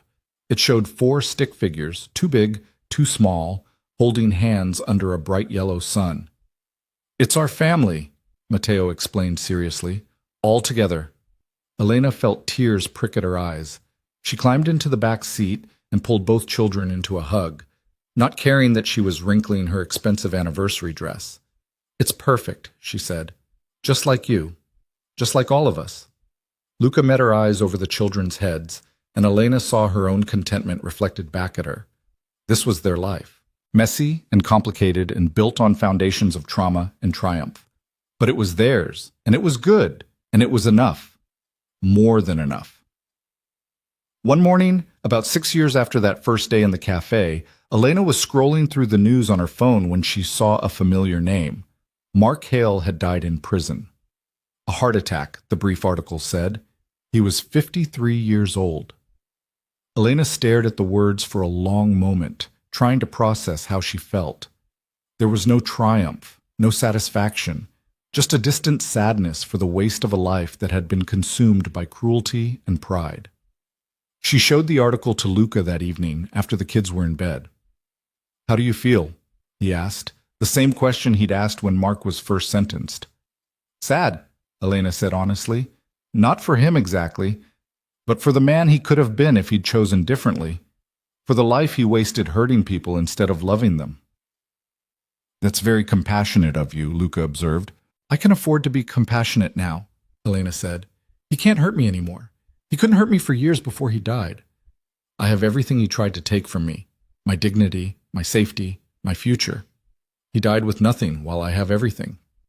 Not quite everything, Luca said, a smile playing at the corners of his mouth. What am I missing? Elena asked, confused. Luca pulled her into his arms. You don't have the rest of your life yet, but I plan to give it to you one day at a time for as long as we both live. Elena kissed him, pouring 6 years of love and gratitude and absolute certainty into it. When they broke apart, she was smiling. That sounds perfect, she said. And it was. Years later, Elena would tell her children the story of how she met their father, edited, of course, appropriate for young ears. She'd tell them about being scared and alone, about a kind stranger who helped when no one else would, about choosing courage over fear. She wouldn't tell them about Mark's cruelty or Luca's dangerous connections or the violence that had nearly destroyed them all. Those details could wait until they were older, until they could understand the full complexity of the world and the choices people made to survive it. For now, she told them about love conquering fear, about protection and family, and the power of choosing to trust someone even when everything in your past told you not to. Matteo and Sofia would grow up safe and loved, never knowing the fear that had defined Elena's first pregnancy, never experiencing the terror of being trapped by someone who was supposed to love you. They would know only their parents' devotion, their extended family support, and the absolute certainty that they mattered. That was Elena's gift to them, the childhood she'd never had, the safety she'd had to fight for, the love that came without conditions or cruelty. And every day when Luca kissed her goodbye before leaving for work, when he came home and swept both children into his arms, when he held Elena through the night like she was precious and irreplaceable, she remembered. She remembered the cafe, the humiliation, the moment a stranger with killer's eyes had stepped between her and destruction. She remembered choosing to trust him, choosing to fight, choosing to believe that maybe, just maybe, she deserved to be saved. And she'd been right. The woman who'd sat alone in that cafe, 5 months pregnant and convinced her life was over, would barely recognize the person Elena had become. Strong, confident, loved beyond measure. That woman would be proud.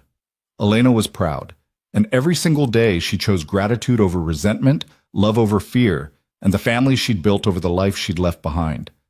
That was her victory. Not revenge, not Mark's death, or imprisonment, or downfall, but the simple, profound triumph of surviving, thriving, and building something beautiful from the ashes of everything she'd lost. She was Elena Moretti now. Wife, mother, survivor, free. The end.